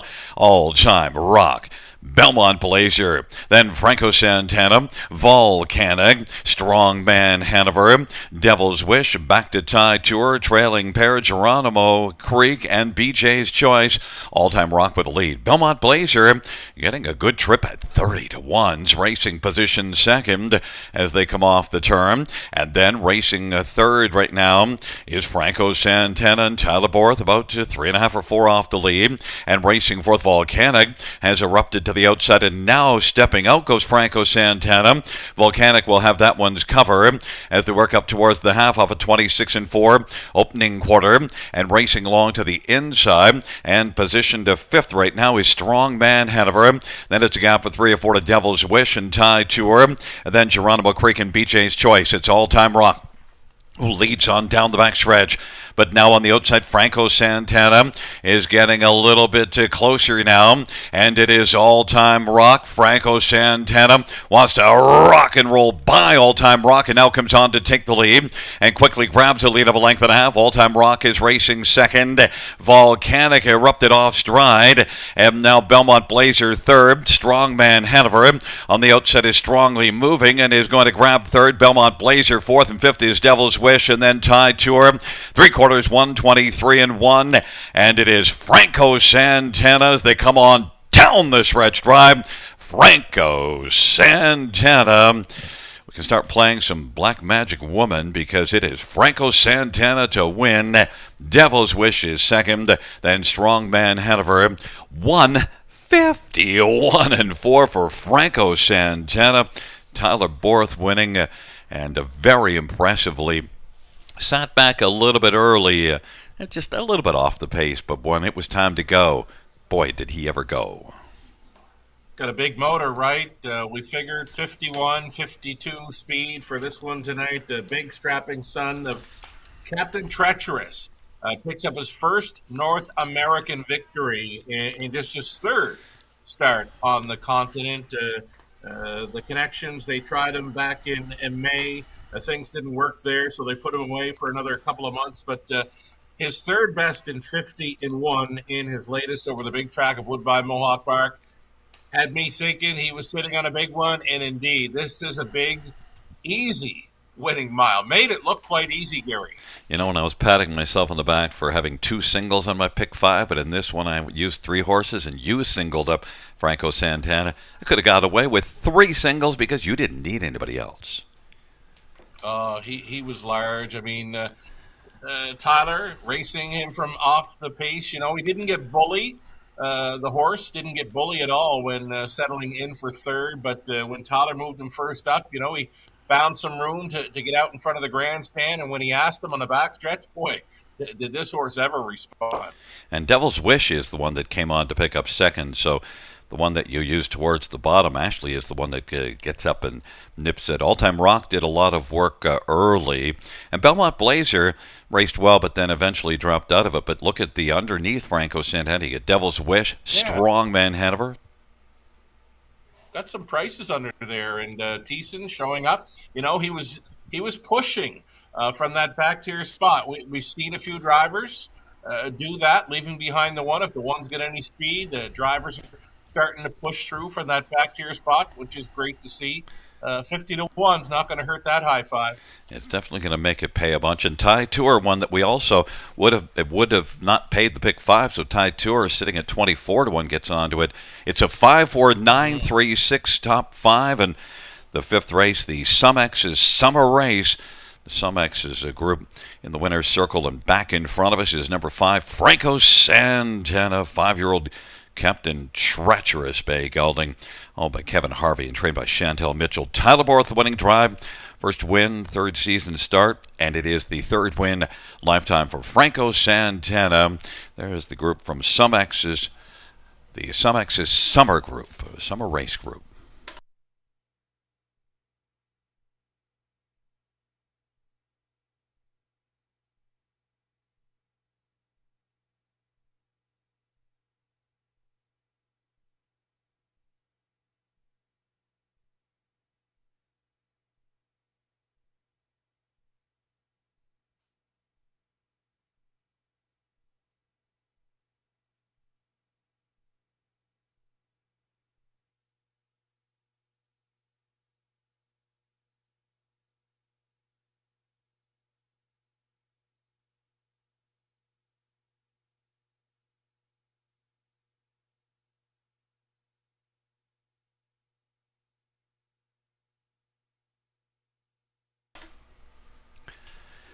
The fifth race, 5 Franco Santana, 290, 250, 240.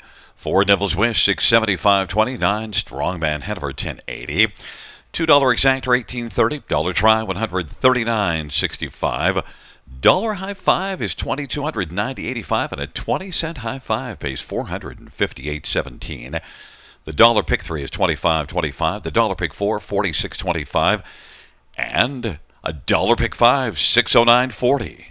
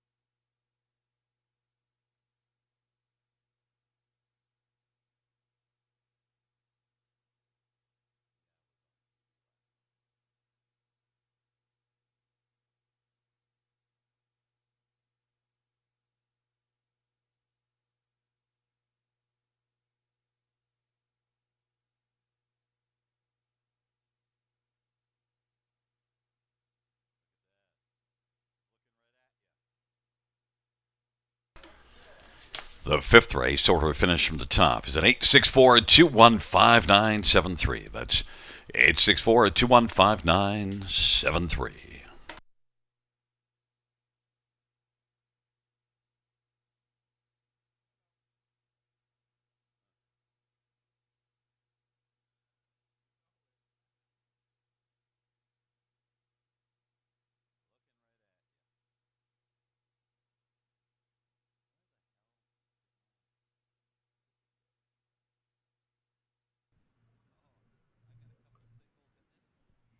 We are back, folks, and we are getting set to roll through some late pick five ticket ideas. The pick fours, the pick fives, the high five plays. They're all part of the go to wagering menu here at Grant River Raceway. Scratch down to a field of 8 in the opening leg, race 6, as the 3 Wills Watching came out. I think you want to go deep to start up this pick five play because we found a single later on throughout the sequence. So I'm leaning deep in the opening leg of the pick five play. Let's bring up some ticket ideas then.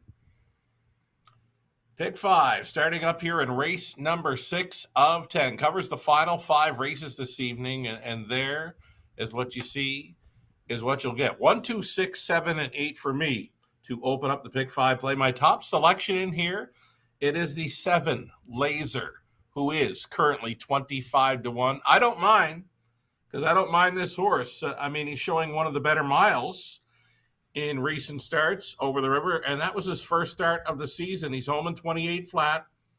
There is gate speed to work with here. Beware of 7 Laser at a price. Right now, he's a co-longest shot on the board at 30 to 1, and I'm using him. And again, he's my top selection. I don't mind. The connections, Cassidy Schneider. Trainer Cassidy Schneider had the big deuce with a big long shot back in race 2. Hollywood Deo was finishing second in behind a very quick Diamond Rider. So maybe this other long shot's going to be fine for Team Schneider. Number 7, Laser. Got him pegged as a big player here to open up the late pick 5 at the river. Race number 7. We're on the 4, 5, and 6. Another $140,000 OSS Gold event for the 3-year-old trotting boys. Exquisite Taste, Sprite, Sealster, Stormont, Beautiful. I'll use all 3, the 4, 5, 6 in race 7.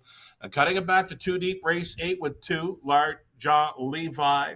And there's that 6, Convoy 22, who's been rolling off of 2 straight victories. Damian McClellan staying on board post 6 in race 8. We're going to single up the 1, Waiting on a Woman, for a drop and pop. She's facing much easier tonight. A rail to work with. Team Cullen, again, ready to drop and pop as 1. Waiting on a Woman. Likely single for many on this pick 5 play. And on the end of it, we go back to odd numbers. 4 of them in the finale. We're using Connor B, Sea Life Hanover, Chase the Cheddar, as well as Super Puncher. I'm in to go for $24 even on a 20-cent wager. Gary Guys, pick 5 play. We'll bring that one up as well. I'm wondering if he's got a 7 in the opening leg. We're going to find out soon. Gary Guy with his late pick 5. Ticket idea here, starting up in race number 6. No 7. Beware of the 7 Laser here in the opening leg. Gary went even numbers, 6, 8, and 2. His top selection was the 6 Probability, who will try to come right back, a current favorite right now. 7th race for Gary. He's on the 2, 4, and 5. His top selection there was 5, Sprite, Sealster, always in the hunt. He's a perfect. She's a perfect. 6 for 6, top 3 finishes. We got the trotting fillies there in race 7. My bad. I was calling them boys, but it's the fillies. Trotting fillies, race 7 for OSS Gold. All righty, race 8 for Gary. His single there is going to be 6, Convoy 22. I know he's a big fan of that one. And he does single up Waiting on a Woman in the 9th race at a post 1. Again, a single for many, I would assume. And Gary goes deepest of all in the final leg, 1, 3, 4, 6, and 7. His ticket, just $9 even to play along on a 20-cent wager. Conley Ecclestone quickly with his late pick 5 ticket idea as well. We'll throw up Connolly's pick 5. And what do we got? We got a single for Conley up front, Probability. Good luck with that, Conley. He's 4 deep, then 3 deep. Cuts it back to a pair of them in the 9th. And 3 deep on the end. He's in to go for $14.40 on the late pick 5 at the river.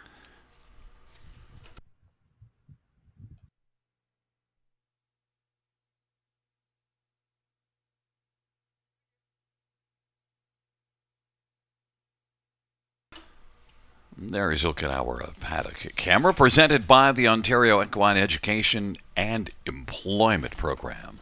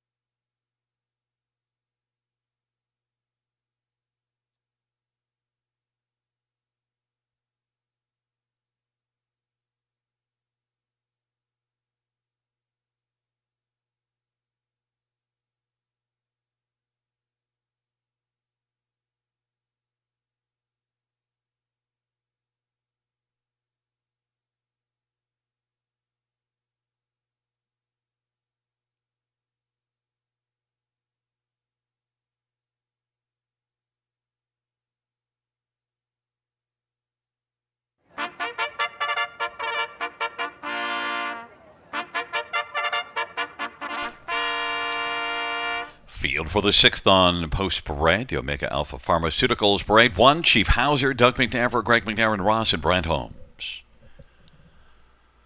Number 2 is Court's Choice, Travis Cullen for Blake McIntosh, and Hut Racing and Tim Klemenczyk and Danielle Plouffe. 3 is scratched.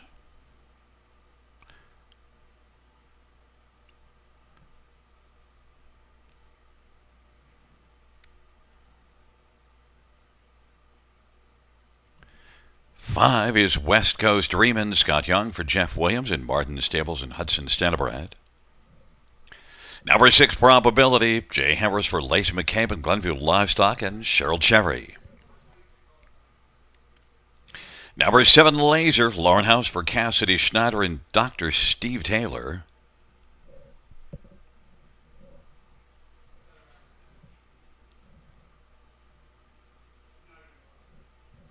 Eight is Jimmy's on a Roll, Austin Sorry for Rachel Andrew. And 9 is Freight Full of Gold, Jason Ryan for Jessica Hayter and Ed Hayter. The 6th race, the Township of Center Wellington Pace. Let's get a look at this field. And first up, we'll start. Man, Sugar, you are laser focused on the 7 here. I'm taking a swing, and I'm taking a stand on this 7 Laser. He's a 4-year-old stallion son of Lather Up. Lauren House stays on to drive. Number 7 Laser. I really liked his return race in the latest, where he showed some early speed to set up close 4th. And coming through the stretch, I was watching closely, and I went back to the replay more than a few times. Lauren House was grabbing up pretty good because he had a horse right in front of him nearing the line. There's more to be had from this 7 Laser. And as mentioned earlier this evening, we saw Cassidy Schneider, trainee, finish a big deuce back in race number 2 with Hollywood Deo. And you know what? Laser, I can get behind this horse all day. I don't think there should be a horse in here bet at odds on, which is what we're seeing with number 6 Probability. I'm calling this one wide open. And check the body language on this horse. He looks really good. Well, and they were second in that dash, and they were second to Lacey McCabe's horse, and that's the 6 in here that you aren't that fond of. But you know who you are so fond of here is Court's Choice, Travis Cullen and Blake McIntosh. Yeah, the key here being the qualifier. Back in mid-June, where he came home with 27-1, then made a break in the career debut. That was after traveling down south of the border, a trip on the half mile around Yonkers. Made a break around the half mile. So last time out, needed the clean line, of course. Still paced the trip in 56-3, but not an easy task, right? I mean, you've got 4 2-year-olds in here. The 1, 2, 5, and 6 are all facing older horses. And that's such a good point because your 7 Lasers, a 4-year-old. So certainly, as you say, 100%. Got more maturity. But I always remind you, age doesn't necessarily mean maturity. Number 8, Jimmy's on a Roll. Well, comes in, has rolled often in qualifiers. Yeah, I don't mind this horse. Second best in the latest qualifier, home 29-1 for a trip in 58. And, was trying it a couple times last season in qualifiers. They put him away to mature, and it's come back pretty good. A colt son of Big Jim. I'm looking for prices here. I think this 6th race has got upset written all over it. Well, and number 1, Chief Hauser, is one that didn't do much in the first quarter in that last qualifier, but after that, things got picked up pretty nicely. Yeah, the McNair outfit, not having a bad night at the river. Anytime Doug shows up, they usually fare pretty good. And a Greg McNair trainee making the first start. 2-year-old colt son of Cattle Wash. Yeah, and we've seen lots of great things from the Cattle Wash crew so far. And you've loved them. And look, we have to get to probability because the fans think high probability, 6-5, you're taking a stand against. And 2-year-old, I do understand that thought, but boy, that was a nice first start. And it's Jay Harris, Lacey McCabe. They won back in the second with Captain Benvino. Yeah, I figured to be a favorite in here. I mean, he was a winner of the career debut. He won it. He came home in 31 flat. He was lucky to win. I mean, Stonebridge Alien was leading, looking like a winner, and jumped it off. Well, who capitalized? It was this six probability who was pretty much right behind him there and found a seam and got on through for victory. But yeah, I think there's just too many chances here for others. Well, and look, one of the great ways to handicap a race is to look for a vulnerable favorite because then you're getting value. Now, probability is coming up a little bit, and the money has gone to Court's Choice, who's your second choice after the one that you are laser focused on, number 7, Laser. It's a field of 8 for the 6th race. It's the township of Center Wellington Pace, and they're moving into position.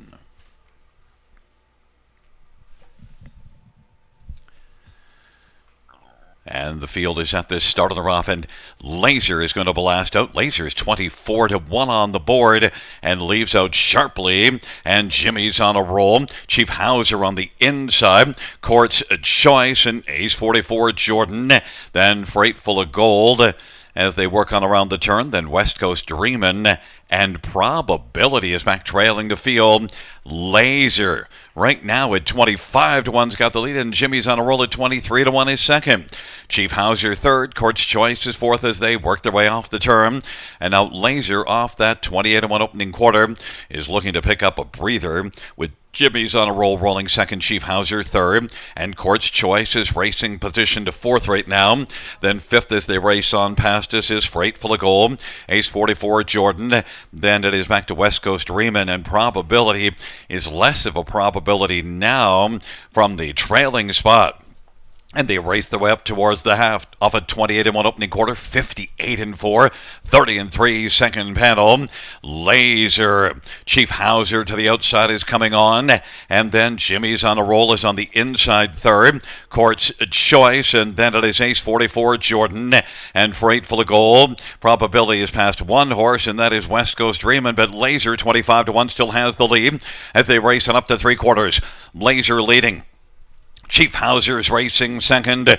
Jimmy's on a roll. Court's Choice is racing fourth. And then Freightful of Gold and Ace 44 Jordan. And from the backfield now, Probability is coming on. Gamely has a lot of work to do, but is quickly passing horses. Laser is getting busy now with Lauren House. And on the inside, Jimmy's on a roll. On down the stretch route they come. Laser on down the lane. Laser, Jimmy's on a roll. Laser and Jimmy's on a roll as they come to the finish. Laser, Jimmy's on a roll. Laser trying to hold on and appeared to do so. Jimmy's on a roll. Then it looked like West Coast Riemann and Court's Choice. Laser 25-1. You were laser focused on this one and loving it now, Sugar. Yes, might be one of my biggest top selection winners ever. I think I had one a few years ago in London, 22-1, but yeah, I was kind of waiting on this horse. I did mention, he looked good finishing up his mile. Grabbing up was Lauren House in his season debut, and we mentioned there's some gate speed to work with, and he was meeting up against some young horses, right? 2-year-olds that were taking a serious action. We didn't mind the 7. We didn't even mind the 8. We said race 6 was screaming for an upset. That just happened. It was screaming from the get-go because Laser blasts out and Jimmy's on a roll. And look, further proof that you don't have to be afraid of the outside post positions in terms of getting off the gate. They got off the gate well, and, well, there they are at the finish as well. Exactly. Post 7 and 8, nothing wrong with it. And you know what? I did pick Laser on top long before we started tonight, but when Schneider finished second with a big long shot in race 2, I was loving the chances even more for this one. This is going to be a pretty big super because you got 7-8 with 5. West Coast Riemann is also at 10-1. So you get the ones that were taking the action all off of the top 3. Number 2, Court's Choice, 9-5 is the fourth one. Going to be a killer ticket, and I mean a great horse to start up the late pick 5, right? Oh, prices everywhere. The biggest thing, too, is steering everybody onto a horse that they can lead off their pick 5. So if you've led some people to follow you on the pick 5, you've got their attention. Well, they might have followed him on the pick 5. Didn't follow him on the win ticket, though. No, well, I'm sure a couple did. So there's a couple people out there that are saying, Sugar. It's a 7-8-5-2 Laser's back in front of us, and Laser is a 4-year-old lather up bay horse owned by Dr. Steve Taylor. Cassidy Schneider, the trainer. Lauren House, the winning driver. First win on the season. Second lifetime for Laser at 25-1. And out trackside, the Township of Center Wellington Group for the 6th race, and Laser victorious at a price in 158-4.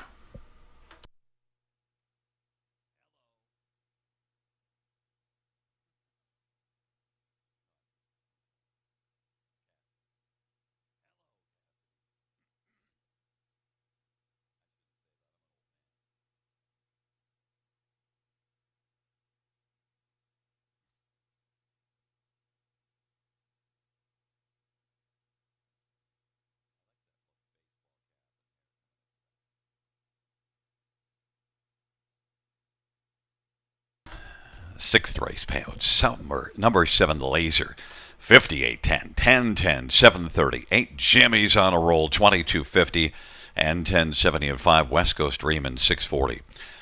The $2 exactor of 7 and 8, $765. Dollar try, $1,714.45. Note the 20-cent super pays on 785 all. 785 all on a 20-cent ticket is $1,816.02.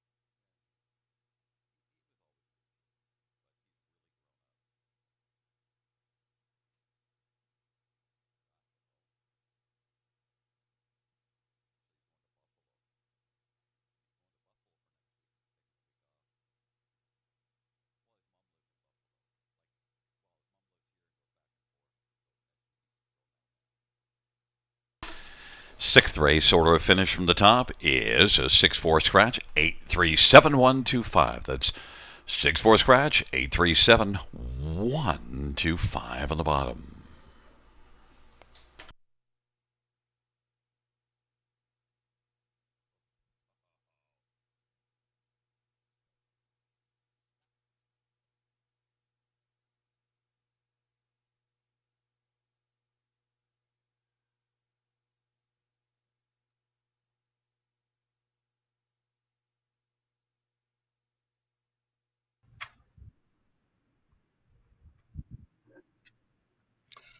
Alrighty, we are back and we are getting set to have a look at the start of a late pick 4 at the River. We're back on the trot. This time, Ontario Sire Stakes 3-year-old trotting fillies for a purse of $140,000, and not quite sure we'll see a big upset.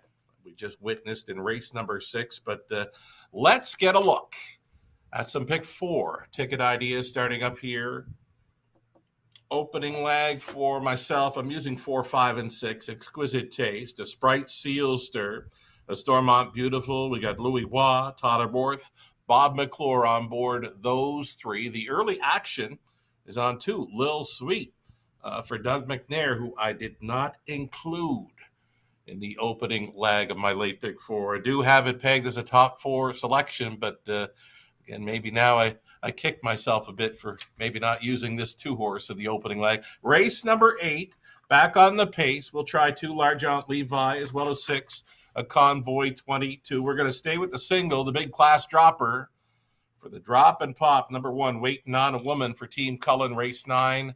And in the 10th race, we're going to stay 4 deep in there with a 1, 3, 5, and 7. Just $4.80 on a 20-cent play, but maybe consider adding that 2 onto your ticket here for race number 7, the opening leg of the pick 4. Gary Guy with his best go on a late pick 4 at the River. We'll bring on Gary's ticket now.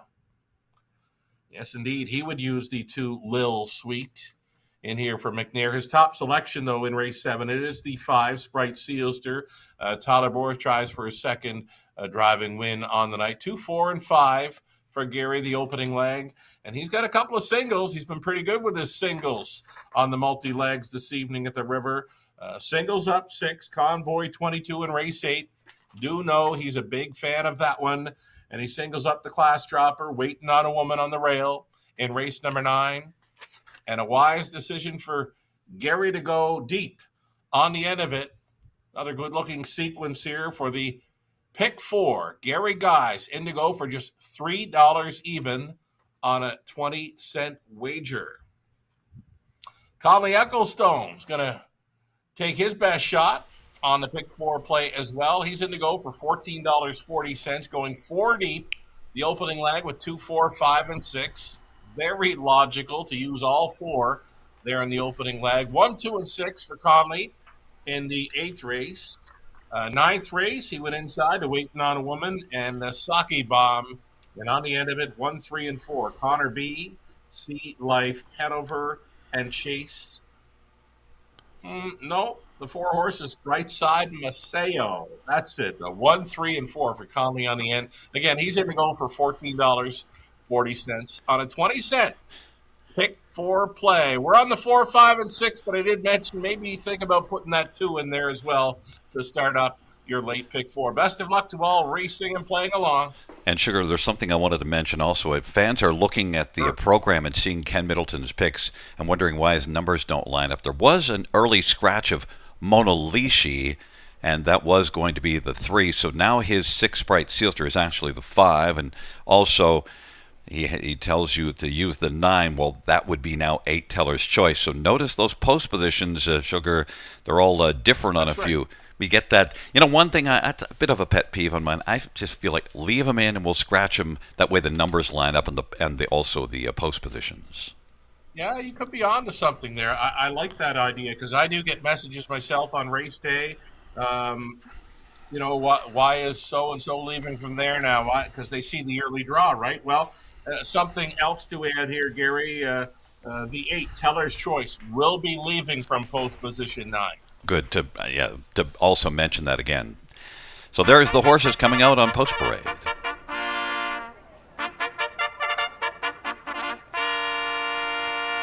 Field for the 7th race, the Ontario Sire Stakes Gold, 3-year-old trotting fillies, and 1, It's Not My Fault, Sammy Fillier for Kim Baxter and Coyote Wind Farms.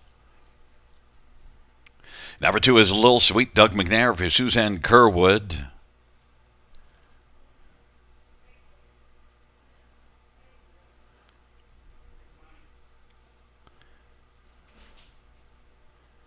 Number 4 is Exquisite Taste, Louis Bois for Eric Nadeau. And Louis also shares in ownership with CSL Stable. Number 5 is Sprite Sealster, Tyler Borth for Katie McNeil.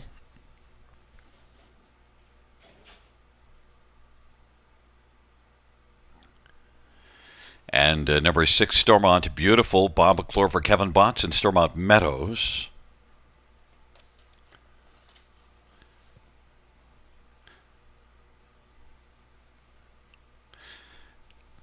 Number 3 is Green Glider, Trevor Henry for Scott McEnany and Andrea Lee Racing Stables.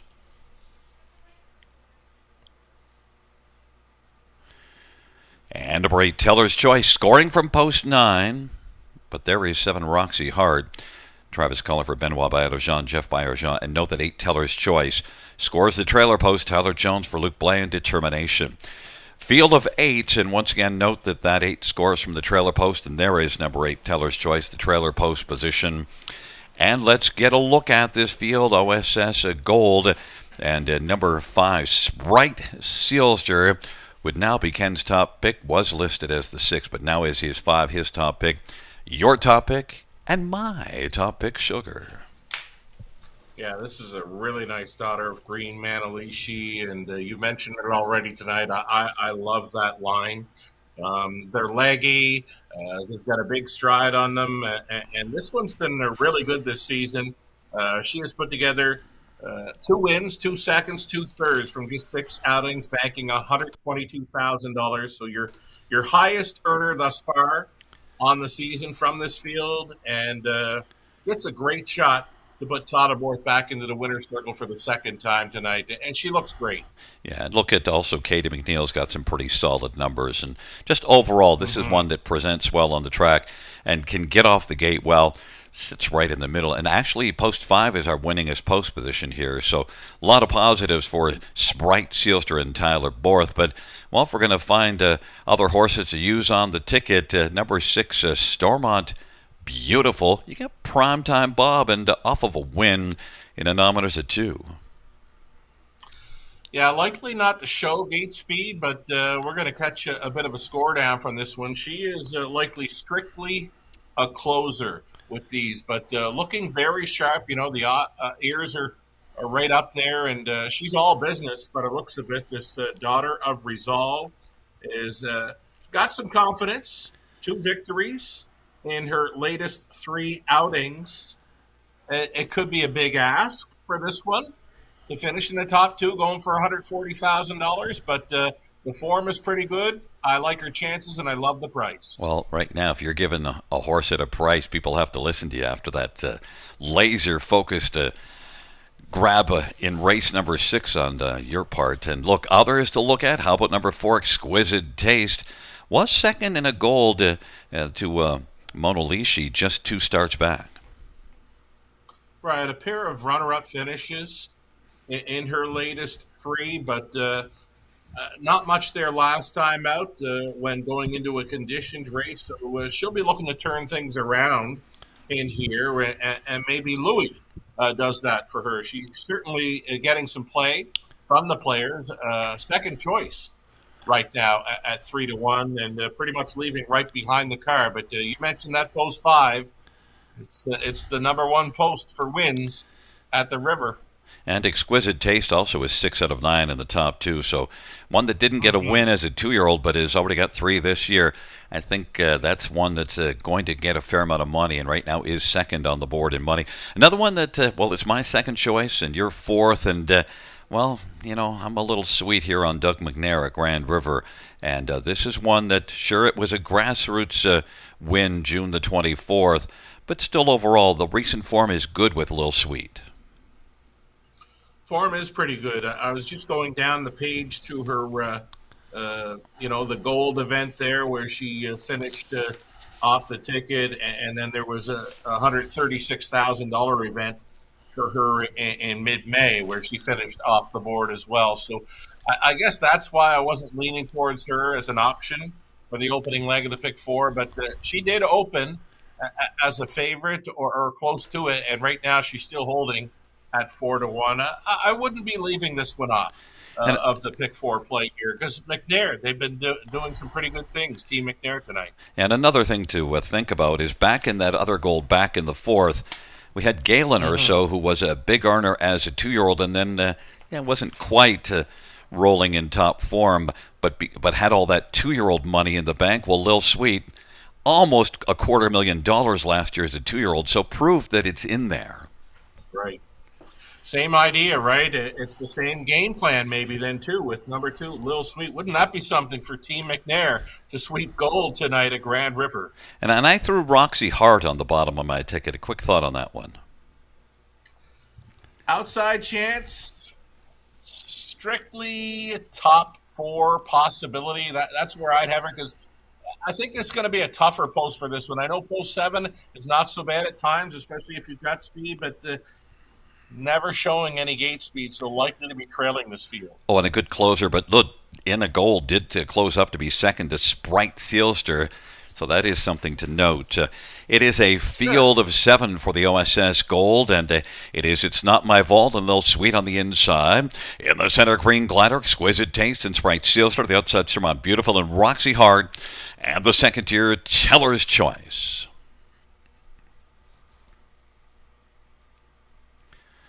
Field for the 7th race. He's at the start and they're off, and Exquisite Taste and also Sprite Sealster on the inside, Lil Sweet. And Roxy Hart leaves a little, is racing 4th, but is on the outside right now. Then Green Glider, and then it is back to It's Not My Vault and Teller's Choice. And Sermon Beautiful is trailing the field. Exquisite Taste has the lead.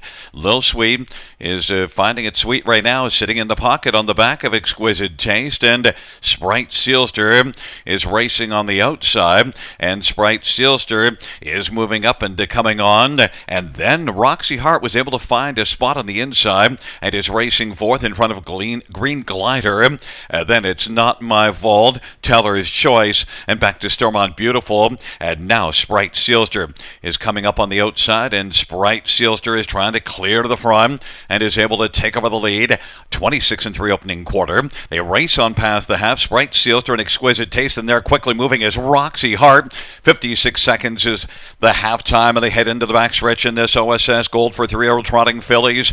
And right now, Sprite Sealster at even money, but Roxy Hart at 15-1 is threatening and is a half length back. Exquisite Taste is 3rd. Lil Sweet is racing position to 4th. It's Not My Vault. Green Glider went off stride from the backfield. Stormont Beautiful is coming hard. Stormont Beautiful is really making up a lot of ground. And then it is back to Teller's Choice. And look at Stormont Beautiful trot up a storm. And it is Sprite Sealster. 1:24.4 the 3/4 time. Stormont Beautiful on the outside storms onto the scene. And then is Exquisite Taste and Roxy Hart. And the field turns for home. And it is Sprite Sealster, Stormont Beautiful on down the stretch drive they come. But it's going to be Sprite Sealster to hold off. Exquisite Taste on the inside. On the outside, Stormont Beautiful. And Roxy Hart was 4th, 154 flat. Sprite Sealster looking rather sprightly at the finish, Sugar. Yeah, she was really good again. Tyler Borth on for trainer Katie McNeil, and the connections. Tyler sharing ownership of this daughter of Green Manalishi, product of the London Classic Yearling Sale, winning Ontario Sire Stakes Gold. Got a little nervous for her, though, around that far tier when you picked up the Stormont Beautiful, who was making a huge move from way back. Yeah, I was kind of wondering at the top of the stretch because that one, look, if we're talking about a horse to look at next time out, my, oh my, that was a big move. I would say, I mean, one of the more impressive moves I've seen from a horse coming from way back on the wide side, too. And not like they were not getting home any. I mean, they did come home 29-1. Well, she's coming home 28 on the wide side from way back. Just very impressive. And even the deuce horse, exquisite taste. Not a bad effort to just miss in 54 flat. Yeah, and then we did mention Roxy Hart, and actually Roxy Hart flashed a little more gate speed and was quite a factor. Eventually dropped back to fourth, but Roxy Hart raced better than the odds might have suggested, 15-1. Great learning curve for her, and a nice pick for you, daughter of musical rhythm, right? Who was displaying some gate speed, which is great to see. Again, a great learning curve and something to build on. A nice big fourth for Roxy Hart at Argencamp. Yeah, and your top three were the 5, 6, 4. Well, it just comes 5, 4, 6. So what the heck do you know? But actually, great that you picked out the correct three, and that's the way the money went. Also, Roxy Hart helps it out. Yeah, try to get it right, will you, buddy? Yeah, you know what? I would use the 5, 4, and 6 with the 2. And when you mentioned 7, you'd have to be thinking use the 7 then to end the superfecta maybe. But Bright Sealster carries us through. And let's take down this pick 5. Well, you've got a nice start to it. I'm still marveling at your pick there of Laser, and it wasn't like you just kind of suggested him. No, you were on him. Laser focus, baby. It's a 5, 4, 6, 7. 5, 4, 6, 7 top 4. 5 Sprite Sealster, 3-year-old Green Manalishi Bay filly, and owned by Elite Equine and Tyler Borth. Katie McNeil, the trainer. Tyler Borth, the winning driver. 3rd win this year. 4th lifetime for Sprite Sealster. Mile of 154 flat.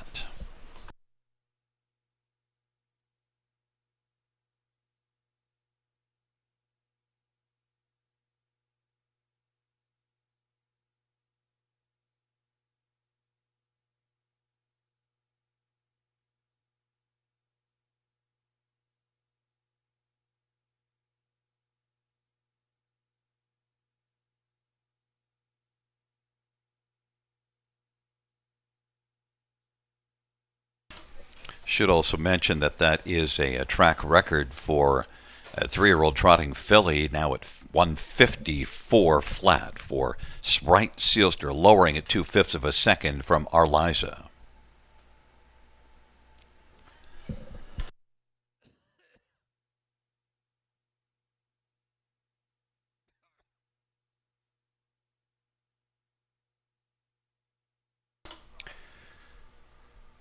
The 7th race payouts 5 Sprite Sealster, $4, $260, $210 for Exquisite Taste, $450, $260, and 6 Star on Beautiful, $330. $2 Exactor, $12, Dollar Try, $23, Dollar Super, $87.45, 20 cents Super, $17.49.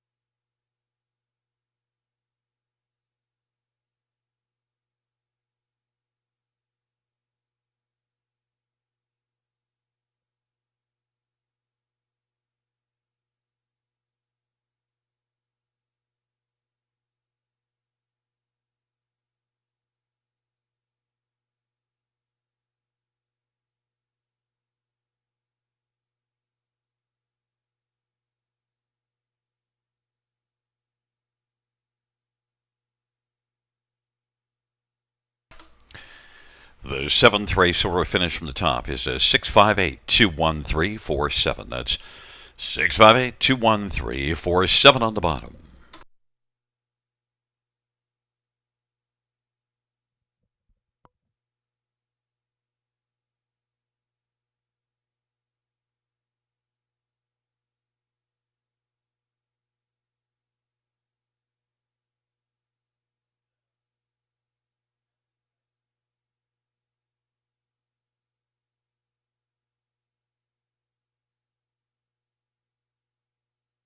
I'm Natasha Day. I train and drive harness racing horses at London, Ontario. These are my main products that I use in my racehorse barn that are all Omega Alpha, the Biotic 8, the Immune Plus, the Anti-Flam, which is great for the horses after they've had a hard day racing. The Biotic 8, I swear by it. Get all the dapples out, gets the old coat out, gets everything pumping and moving and makes the shine really come out.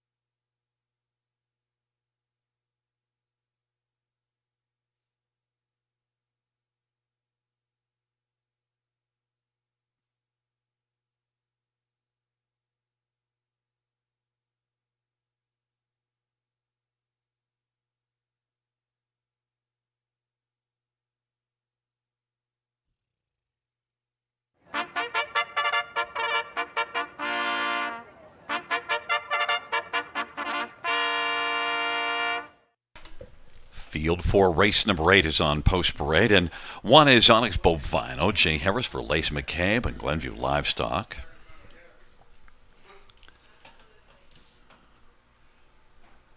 And number 2, Larjon Levi, Lauren House for Patrick Bissett and Larry Lane.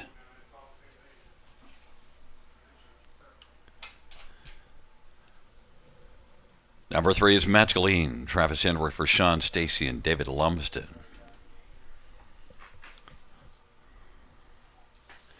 Number 4 is Lottobacks, Anthony Hunt for Dale Fritz and Edward Aitchison. Number 5, All Right, Jason Ryan for Zachary Carroll and Karen Carroll. And number 6, Convoy 22, Damien McClellan for Kyle Bostons and High Stakes Incorporated and Nancy McNevin. Field of 6, race number 8.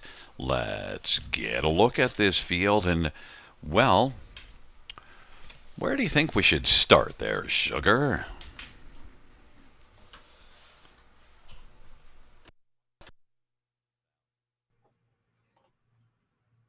Got 5 wins in his last 6 outings. We watched him win from off the pace 2 back, which would make him very sharp in his next outing where he'd roll gate to wire.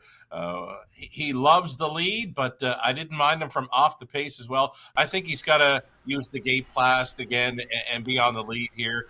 Damien McClellan, trip downtown again, I think. Yeah, and I think the way that he's racing right now, I don't think, if he leaves hard, I don't think anybody's going to run him because you might just be running yourself into a problem. And I think, we get a field of 6.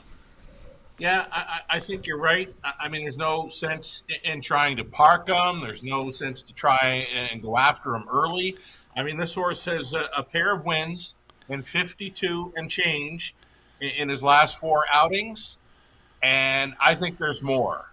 I mean, he could be sitting on a win in 50 or 51 anytime. Now, one horse that would love it if somebody would run Convoy 22 a little bit is Larjon Levi, because that's one that's been able to be effective from a little bit off the pace. I've got a big beware written across this horse in my program, Larjon Levi. He was out a long ways last time, and he made a huge push when he started up from 7th. I mean, he paced a middle half, Gary, on the wide side in 55 and a bit. So he led up in the end, understandably, but any kind of trip at all, a shortened up field of 6 this week, puts them right into the thick of things. I think the only one with a shot at maybe taking down the 6 Convoy 22 is this 2. Well, another Larjon Levi, again, beware. I think another couple reasons to beware. 8-time winner last year in 19 starts. 3 races ago, a win in 51 and 4. So we know he's got enough wheels to win in here, and one that you can beware of. And look, he's now coming into form. That last race, I think when you examine it a little closer, I don't think you'd be quite as discouraged. Larjon Levi, 5-1 if you don't like the even money. Number 3, Magical Ian, is one that took a bit of early money, now is up at 3-1, but still is, for one that's got only 1 win this year and last year, has been getting a fair amount of action. I was surprised to see this horse take the action he did early when wagering opened up in this. I mean, the thing about Magical Ian for me is that he's going to have to find 2 seconds somewhere, because a 52 mile is likely going to win it. Can he find 2 more seconds? I'm just not sure, because he had a great trip last time out and faded late and drove the mile in 54. Of course, track rated sloppy. Might have been a second, might have been 2, but I don't know. Is Magical Ian ready for a top performance of 51 or 52 speed with these? Yeah, and a horse that I also want to get to is number 1, Onyx Bovino. This is one that was really good last year, and this year hasn't been quite as effective, but was flashing back in the middle to the latter part of June, and then the last 2 not as good. But Onyx Bovino, there's some nice ability in the overall. Jay Harris, Lacey McCabe already have a win earlier in the program. Got him pegged as a top 4 player. I think he can get away well from the rail to maybe sit in the front half of this 6-horse field. It's just the late speed, right? I mean, this horse is a bit of a rolling type, one that would appear to be better when on the lead, just to roll him and keep on going kind of horse. I just don't see that big final quarter speed, 27 or 28. And it might take something like that to win this race. And one that's longer price, number 5, all right, is 7-1. This is one that was a pretty big earner last year as a 3-year-old. This is only the 4th start this year, and also one that was a 3rd here in a race that Diamond Rider and L'Argent Levi were the top 2. This is one that could step forward. Could step forward indeed. It was an off track for the 5 last time out, but it did show 2 speed before that. So maybe the 5 Beware as well at 7-1. But it's Convoy 22 who's getting the love, and Sugar and I both love Convoy 22 4-5, and how can you not? Certainly been racing well. It's Onyx Bovino, L'Argent Levi on the inside. Magical Eden, Lotto Max in the center. All right. And Convoy 22 on the outside. Field of 6, race number 8.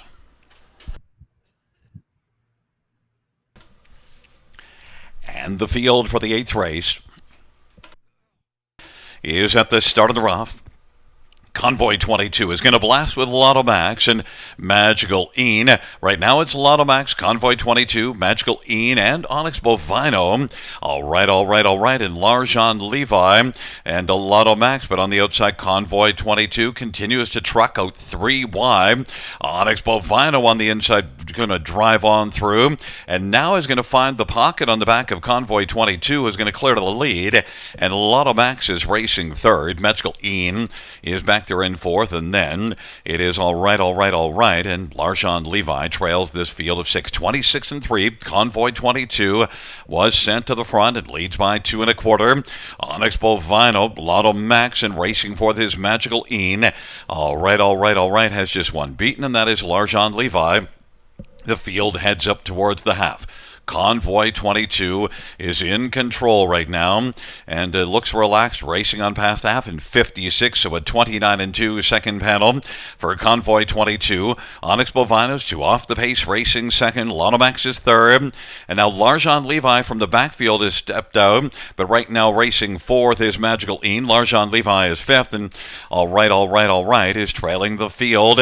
Convoy 22 leads it by a couple of lengths. Onyx Bovino is inching in a little closer into the pocket. Still a length and 3/4 for Convoy 22, and now it's back to 2 and 3/4, 1:24-3. Convoy 22, Onyx Bovino, Lotto Max racing for the L'Argent Levi. All right, is kicking in late now, and on the inside, Magical Een, they turn from Convoy 22 on down the stretch drive. Convoy 22, Onyx Bovino trying for the upset, but Convoy 22 continues, and Convoy 22 still had lots left. Onyx Bovino, and then it was Lotto Max, and all right, 153-2. Convoy 22 really sharp to the finish, Sugar. Yeah, he was pretty good after parking through that hot opening quarter. 26-3, was able to settle into a middle half of 58 flat, and that was the difference maker, because he would flash 28-4 speed on the end. And Onyx Bovino fooled me. He did stick around and grabbed a big piece of that one to be second, but again, to go by this horse, you're going to need to come home in 27 or 28 flat. Yeah, and I just remember how good he was last year. And then the other key for Onyx Bovino was that this is one that got the pocket ride, so at least got up closer. But when you see Convoy 22 kick in, Damien's not all that worried. No, he's well within himself, right? The opening quarter mile was tough on him, but that middle half made every difference. Here he's getting reminders to keep on going forward, but one wasn't going to get near him. Yeah, you see the body language. It's pretty relaxed. And Onyx Bovino finishing second. The problem, too, with that middle half breather is then a couple of the ones that you like just weren't able to close into it. Yeah, I was surprised that L'Argent Levi couldn't make it up more, but one that did close up well and one that you'd want to peg for next time is that 5. All right. He took some late action there, but watching him on the end was impressive, and he'd be one that I would be looking for next time. Yeah, it was fairly conservative, but when he did kick in, he actually showed a lot of sprint, so it's kind of good to pick that out, because He's maybe, and the thing with him, that's only his fourth start, and we saw him be really good last year. He has a mark of 52 at Mohawk, made 71,022 starts last year, so that's one to keep an eye on. But we've been also keeping our eye on Convoy 22 and picking him and getting rewarded because, well, he's just good. He's good. He's versatile and well within himself tonight. I mean, 53-2. That's a non-stressful mile. If there was anything stressful about it, it was parking to the opening quarter mile. But after that, it was easy pickings. It's a 6-1-4-5, a top four, and back in front of us is number 6 Convoy 22, a 4-year-old better than Cheddar Bay gelding, owned by High Stakes Incorporated and Nancy McNevin. Kyle Bosson's the trainer. Damien McClellan, the winning drive. 7th win in 15 starts this year. It's the 9th win lifetime for Convoy 22. 153-2.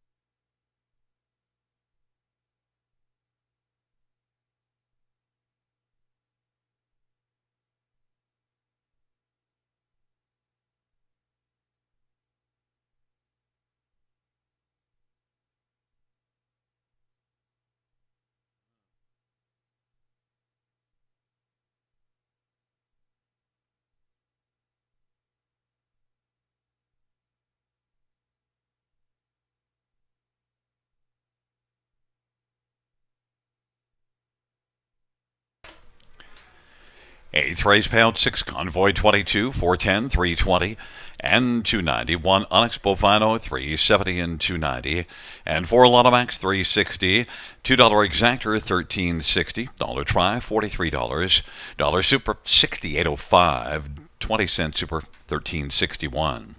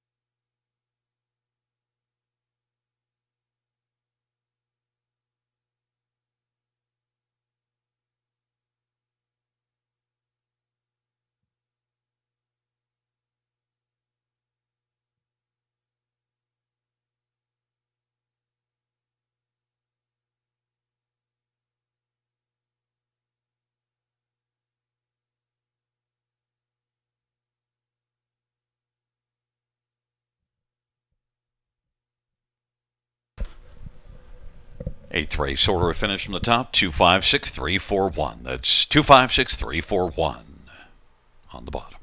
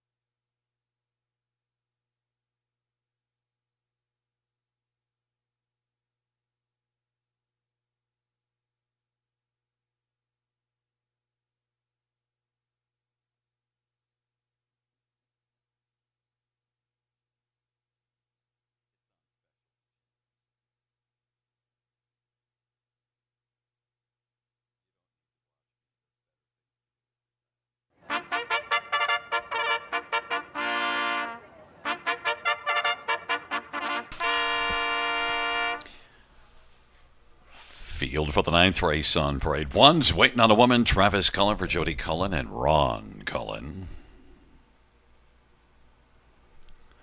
Number 2 is Sake Bomb, Jason Ryan for Jacob Roberts and Triple S Equine. Number 3 is Soundbite, Hanover Travis Henry for Cassidy Schneider. Number 4 is My Only Sunshine, Louis Bois for Mark Winnicott. And number 5, Bookie Baby, Jay Harris for Renee Sampson.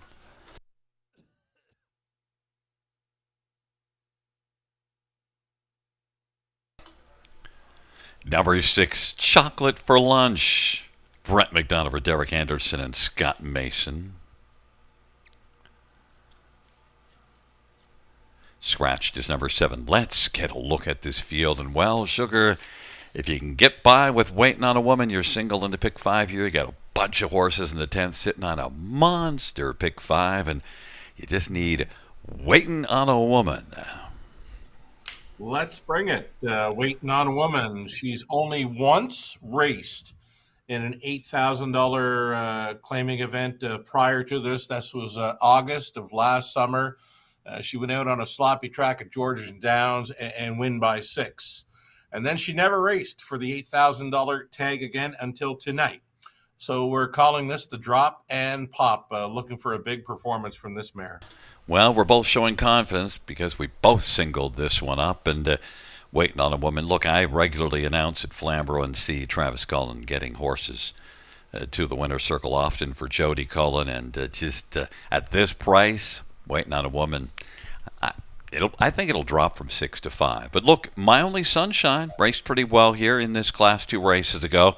Did not fare as well against Tougher last time out, but My Only Sunshine, you get Louis Bois. Right, we'll call it going back with friends, right? She fits better at this level. A winner in 54 and 4-2 back when on the lead all the way. Now, Louis hops on board for a catch driving assignment. Can she make front in here? Maybe. Can she go a mile and 54 again? Very possible. But the thing is, she doesn't show that back quarter speed when going a quick one in 54 over Grand River Raceway. We're Waiting on a Woman. She's 29, 28 on the end of her quarter miles. I think the back class is certainly going to show up for the one. But My Only Sunshine, for sure, worth a look as the exactor factor. I liked it when Rob used to say, she's in with her peeps. She's back with her peeps. Right on. That's about it, right? This is where she fits best. Yeah, and look, number 2, Sake Bomb, might be able to split those two because Sake Bomb does show racing better. Now, the difference is Sake Bomb was doing it against lesser foes, and but also June the 28th at Hanover, 8,000 claimer from off the pace, was able to romp there. So there's enough to like about Sake Bomb, Jason Ryan for Jacob Roberts. That's been a good tandem here. I could use her for a top 3 threat and maybe even behind the 1 in the exactor play, but she's going to need to bring her best, and she's going to have to race up close, which she can easily do. I think she's more like a 55 mare on the Rivers 5/8 track, but she could fool me. And you have a field of 6 now, and we're looking to round out the superfecta. We both went to number 6, Chocolate for Lunch, but that might just be because we're hungry because, why not have some chocolate for lunch and supper and maybe just a little bit later in the evening before you head off to bed?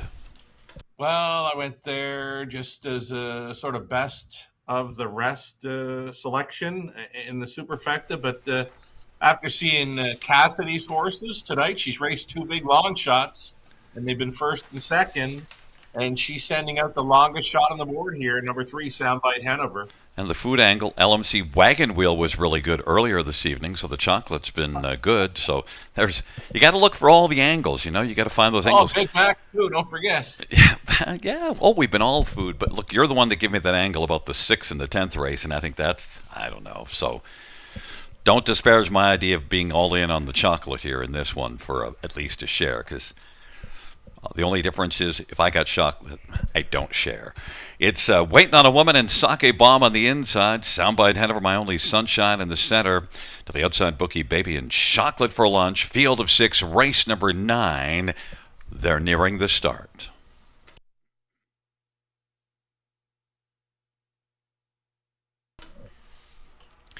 Field for the 9th race. There at the start of the rough, My Only Sunshine is shining early, and Sake Bomb gets out. Waiting on a Woman's on the inside, and is going to press on through right now and find the pocket behind My Only Sunshine. Sake Bomb's going to take back and be racing third. Then Chocolate for Lunch and Soundbite ahead of her, and Bookie Baby. My Only Sunshine leads right now by about 2.5 lengths, and Waiting on a Woman and Travis Cullen second behind Louis Juan, My Only Sunshine. Sake Bomb, Jason Ryan third, Chocolate for Lunch, and Brett McDonald is racing fourth, and then it is Soundbite Hanover, Travis Henry, and Bookie Baby and Jay Harris, but My Only Sunshine. 27-1 opening quarter, looks to pick up a second panel breather with Waiting on a Woman looming in the pocket as the field heads their way on up towards the half. And it is still My Only Sunshine, but Waiting on a Woman is really looking sharp right there in the pocket. Travis Cullen's got this one ready to pounce. 56-1, 29 seconds. Second panel, though. And My Only Sunshine is still moving well. And Louis Waugh appears to be unconcerned about Waiting on a Woman.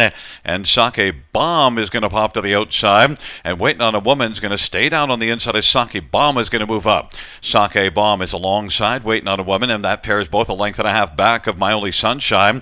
My Only Sunshine. And to the outside now, getting closer, Sake Bomb. And Waiting on a Woman is kind of, it's going to move out into the 2-wide path because right now Sake Bomb's been able to get the better of My Only Sunshine. So now Waiting on a Woman is not waiting any longer in his own, but now has to track down Sake Bomb. Sake Bomb Waiting on a Woman as they come on down the stretch drive. And Sake Bomb Waiting on a Woman now is trying to close, but Sake Bomb is game, but Waiting on a Woman is going to come on by. And a patient steer by Travis Cullen. Waiting on a Woman, Sake Bomb, then My Only Sunshine, and Chocolate for Lunch to round out the top 4. Waiting on a Woman made you wait a little, Sugar, to be comfortable, but finally, when it got to the real money time, looked the best at the finish. Yeah, finished up well. Of course, the back class shows up here, right? We mentioned the only time she's raced in an 8-claimer, winner by 6 last summer, and drop and pop time for her tonight. You mentioned patience, and it was. It was time for Waiting on a Woman to kind of find a trip where she'd follow along for a long ways and then maybe use up her good closing kick on the end. It's exactly the way Travis did it here. He kind of mapped that one out, I think. Sit up close, follow a helmet as long as you can, and let her roll and show her back class on the end. Exactly what she did. Yeah, and even though she's a 2-5 horse, Travis also knew that she wasn't racing her best coming in, and she's in against lesser foes, but still, you can't overdrive them and then drive yourself out of it just because you get antsy. Like, he had to have the patience, and he had it. Yeah, it's just a nice confidence builder for the mare, which she did need, right? She's been a favorite, or one of the favorites in each of her last 2, but she was supposed to win this race. I'm glad she got there. A heavy favorite, of course, at 2-5 for Team Cullen. Yeah, and certainly you're waiting on the 10th race now as you're alive with a big pick 5 running through to this with 5 horses deep. Well, I'm not sure what it would come back at if we happen to cash into the pick 5, because it's been kind of chalky, right? 7 races, 7, 8, and 9's all been heavy favorites. So hopefully another price could show up in the finale. We just got to take it down, right? I got to think that Laser knocked out a ton of tickets. We're going to find out. But before that, we're going to talk about one Waiting on a Woman back in front of us, a 5-year-old Custard, the Dragon Brown Bear. Owned by Ron and Jody and Travis Cullen. Jody Cullen's the trainer. Travis Cullen with the drive. 8th win on the season in 23 starts this year. 19th win lifetime. Waiting on a Woman, 155 flat.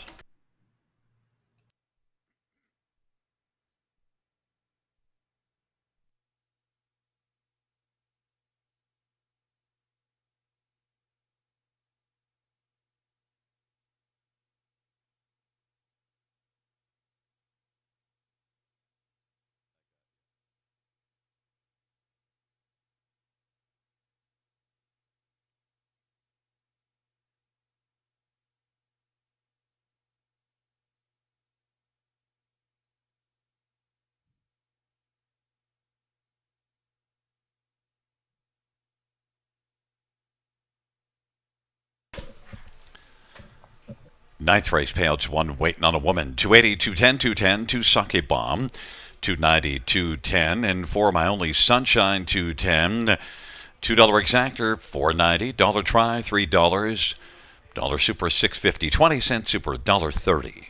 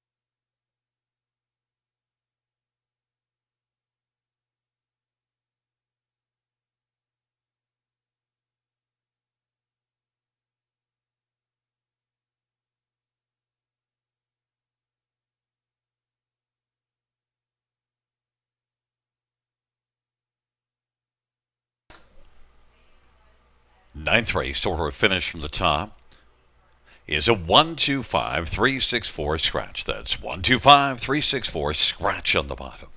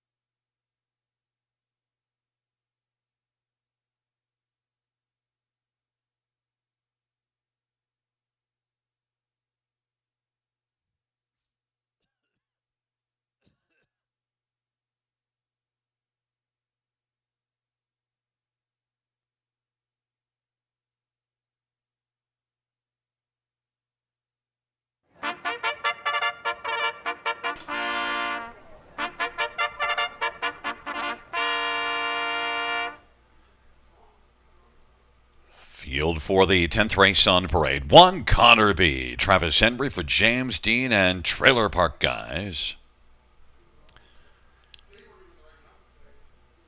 Number 2 is Parlay King. Travis Cullen for Bill Budd and C.E. Lawrence. And Jason Batter and Greg McNair. Number 3 is Sea Life Hanover Louis Bois for Luke Bland, Determination.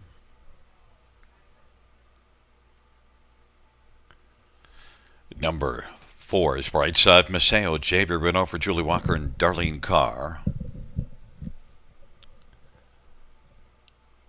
5 is Chase the Cheddar, Sammy Filia for Cassidy Schneider and Colonel Schneider Jr.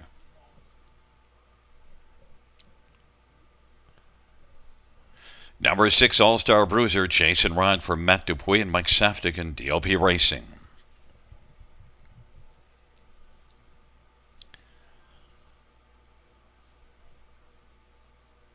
Number 7, Super Puncher Pat Hudon for Tomai Mechanical and William Cripps and Nelson Craig. 8 is All Bets on Gary, Mike Horner for Mark Horner.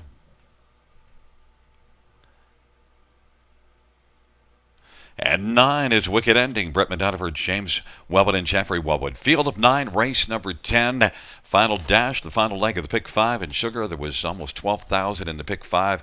Just less than $40 alive. And if somebody followed along with you, they're really enjoying your selections and really hyped up for this 10th race because you've given them 5 horses in the 10th and a couple... the 1 and 3 are taking all the action, but there's 3 others, 5, 7, and 8. You'd need a bigger boat if one of those 3 came in. Yeah, the one we're looking at right now is the heavy favorite. We'll call him that. It would come back at over $100 on a 20-cent pick 5 play. Should he happen to get the job done here? And kind of like his chances here. Now, he's missed a few weeks coming in from the big track of Woodbine Mohawk Park, but he gets a long look in here from me. James Dean training, Travis Henry, catch driving. Just a one-time winner for this 3-year-old son of Big Jim. So maybe trying to find some form here on the 5/8. Yeah, and you wonder how he'll be driven because he's missed time due to sickness and he's been off since June the 30th. But he also shows winning May the 30th and 54, and he shows the mile after that in 51-1. So. And getting all the love at 2 to 5. It'd be nice if you could get somebody else down instead of the 1 Connor B, because that's probably the favorite into that money. In fact, that's probably the big chunk of that $40. So number 3, Sea Life Hanover. And we saw the prices. Sea Life Hanover, Louis Waugh for Luke Blais. You could definitely use that combination. I'm expecting more from this one tonight. Now, he appeared to be on a line a bit last time out. His head was... tilted one way throughout the mile and was being chased up throughout, faded late. So, again, I'm just going to say let's expect more and hope for more with this 3. Sea Life Hanover just has to travel a little straighter this week. Well, if there's a trainer that could fix a horse that had a problem, it would be someone like a Luke Blais, and you get Louis Waugh, so you're not lacking in the combination there with Sea Life Hanover. Number 5, Chase the Cheddar would be a nice one to get home with Cassidy Schneider looking for a second win. And, well, Chase the Cheddar did win here June the 18th. Yeah, this would be the one that would inflate the late pick 5 payout. I think it's coming back at over $700 for a 20-cent play. Chase the Cheddar, he'd need it likely to set up for him because there's no gate speed to work with, but he can close up. He actually went by Sea Life Hanover, the 3, in the latest to finish 4th. So for me, how the 3 is 4-1 and the 5 is 25-1, for me that's kind of unexplainable because they were right together last week. And earlier this evening, our paddock camera picked up Pat Hudon standing there talking and just smiling and laughing and smiling, maybe because he knows that Super Puncher's got a good shot in here. Always gets a good shot, right? It's nothing but first, seconds, and thirds throughout the program line at Grand River Raceway this season. Outside post, but I don't think it matters with the 7, Super Puncher. Kind of a gutsy horse, can lay on the outside for a while and still be around late. But, yeah, the smile will not disappear regardless of where Super Puncher finishes. But we like him for a top 4 and a piece of the high 5. It's kind of welded onto Pat's face. Look, number 8, All Bets on Gary, 35-1. Not sure if he can win from out there, but boy, how do you leave him off your high 5 ticket? Because it just keeps on hitting the ticket. In fact, made the high 5 in every one of his last 6, 7 out of 9 in the top 3 on the year. Yeah, he's been a great check getter and great to see for Team Horner. 7 of 9 top 3 finishes, including his life best, 56-3, taking over Grand River Raceway. No, I don't think he can win it, especially from the outside post. He's going to be likely sitting well back in here, but watch for him to push on late to grab a spot in the high 5 at 25-1. Well, and that win, he was more than 12 lengths back at the quarters, so it's not asking too much because he came from 7th at the quarter and 7th at the half, so we'll see how it unfolds. But Connor B is the one that is currently being the favorite at 1-2. It's Connor B, Parlay King, Sea Life Hanover on the inside, Brightside Maceo and Chase the Cheddar. To the outside, All-Star Bruiser, Super Puncher, and All Bets on Gary in the second tier, Wicked Ending.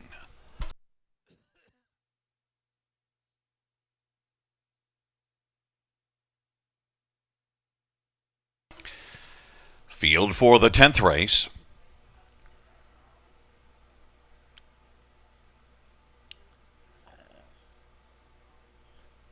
He is at the start of the rough, and All Bets on Gary spots the field about 3 or 4 lengths, and Super Puncher is going to punch out with Brightside Maceo. Sea Life Hanover, Connor B is currently being 4th, and then Chase the Cheddar and Parlay King, Wicked Ending, All-Star Bruiser, and All Bets on Gary relaxed away trailing the field. But right now, Brightside Maceo and JB Renault at 10-1 has got the lead, but Super Puncher got out well from post 7 and is racing the pocket. Then it is Sea Life Hanover and Connor B. Connor B, the 1-5 favorite, is currently being 4th as they race off the turn, and quickly popping out from 3rd. Sea Life Hanover is going to up and drive right now, and also Connor B is going to come on because Brightside Maceo now is giving way to Sea Life Hanover, is going to try to clear before the turn, and Connor B isn't even going to wait for that. Sends out 3 wide on the inside. Brightside Maceo right now has the lead. Sea Life Hanover took out, flattened out a little bit, and Connor B went out 3 deep, and on the inside, Super Puncher is right there in the battle, and it's a close 4th, and now Wicked Ending is 5th, and 6th is Parlay King, and then it is back to, Wicked Ending, and then All-Star Bruiser, and All Bets on Gary. But now on the outside, there is Connor B, still being 3 wide, but coming on to grab the lead. Connor B and Sea Life Hanover. But now moving is Chase the Cheddar. Chase the Cheddar has now come on and is racing just about 2 lengths off the lead. Chase the Cheddar is 3rd, sharing 3rd actually with Brightside Maceo, but now has 3rd alone. And now is 2nd and is chasing Connor B. Connor B and Chase the Cheddar and Sea Life Hanover. And then on the inside, Brightside Maceo. Super Puncher trying to punch through. Then Wicked Ending and All Bets on Gary is sent it way out wide. Connor B. Chase the Cheddar is chasing Connor B and Chase the Cheddar. Chase the Cheddar, Connor B. Connor B wins it. Sea Life Hanover.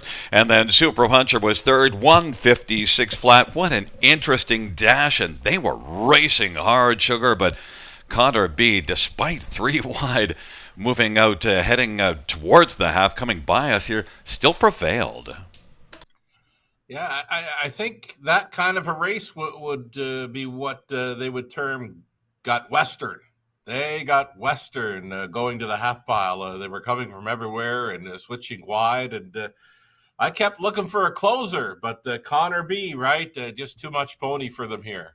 I kind of thought it was going to be Chase the Cheddar as they're getting around that final turn, he kind of hangs, and there's a Super Puncher trying to find a seam. He might have been able to punch through if he would have been able to shake loose earlier, because he's only beaten a half a length, and he had a little bit of road trouble. It was an entertaining race, really. I mean, when they turned for home, it could have been any one of 6 or 7 of them in there. But again, Connor B showed lots of heart to stay on there and pick up the victory. 156 flat. Travis Henry, nice job for trainer James D. Well, and your top 2 were the 1-3, and that's the way it ends up. And look, even though you got the shortest price, you got the pick 5 through with that big play in race number 6 at a huge inflated price. And it's nice to have 5 in there when you're still alive. Nice to have it. Yeah, Connor B goes up. And you know what? Sea Life Hanover traveled a lot straighter this time around. So he was right there in the mix at the end. We expected more, and he showed more. So it was great to see. Great finale. Yeah, and Super Puncher raced very well. And I said it's just Super Puncher's a really hard one to leave off. And all bets on Gary actually spotted the field some length, so that made it difficult to get Just into missed it. fifth for the high five. There you go. Even with that, spotting the field a little bit of time. Yeah. But that was good. It was a good race. Entertaining finale. We shall talk to you on our next racing night. Sounds good. Great job of handicapping, by the way. 13752. It's one. Connor B back in front of us. Connor B is a 3-year-old big Jim Bay gelding owned by Trailer Park Guys, and James Dean is the trainer. Travis Henry, the winning driver. Second win for Connor B this year. Second lifetime, Connor B. 156 flat.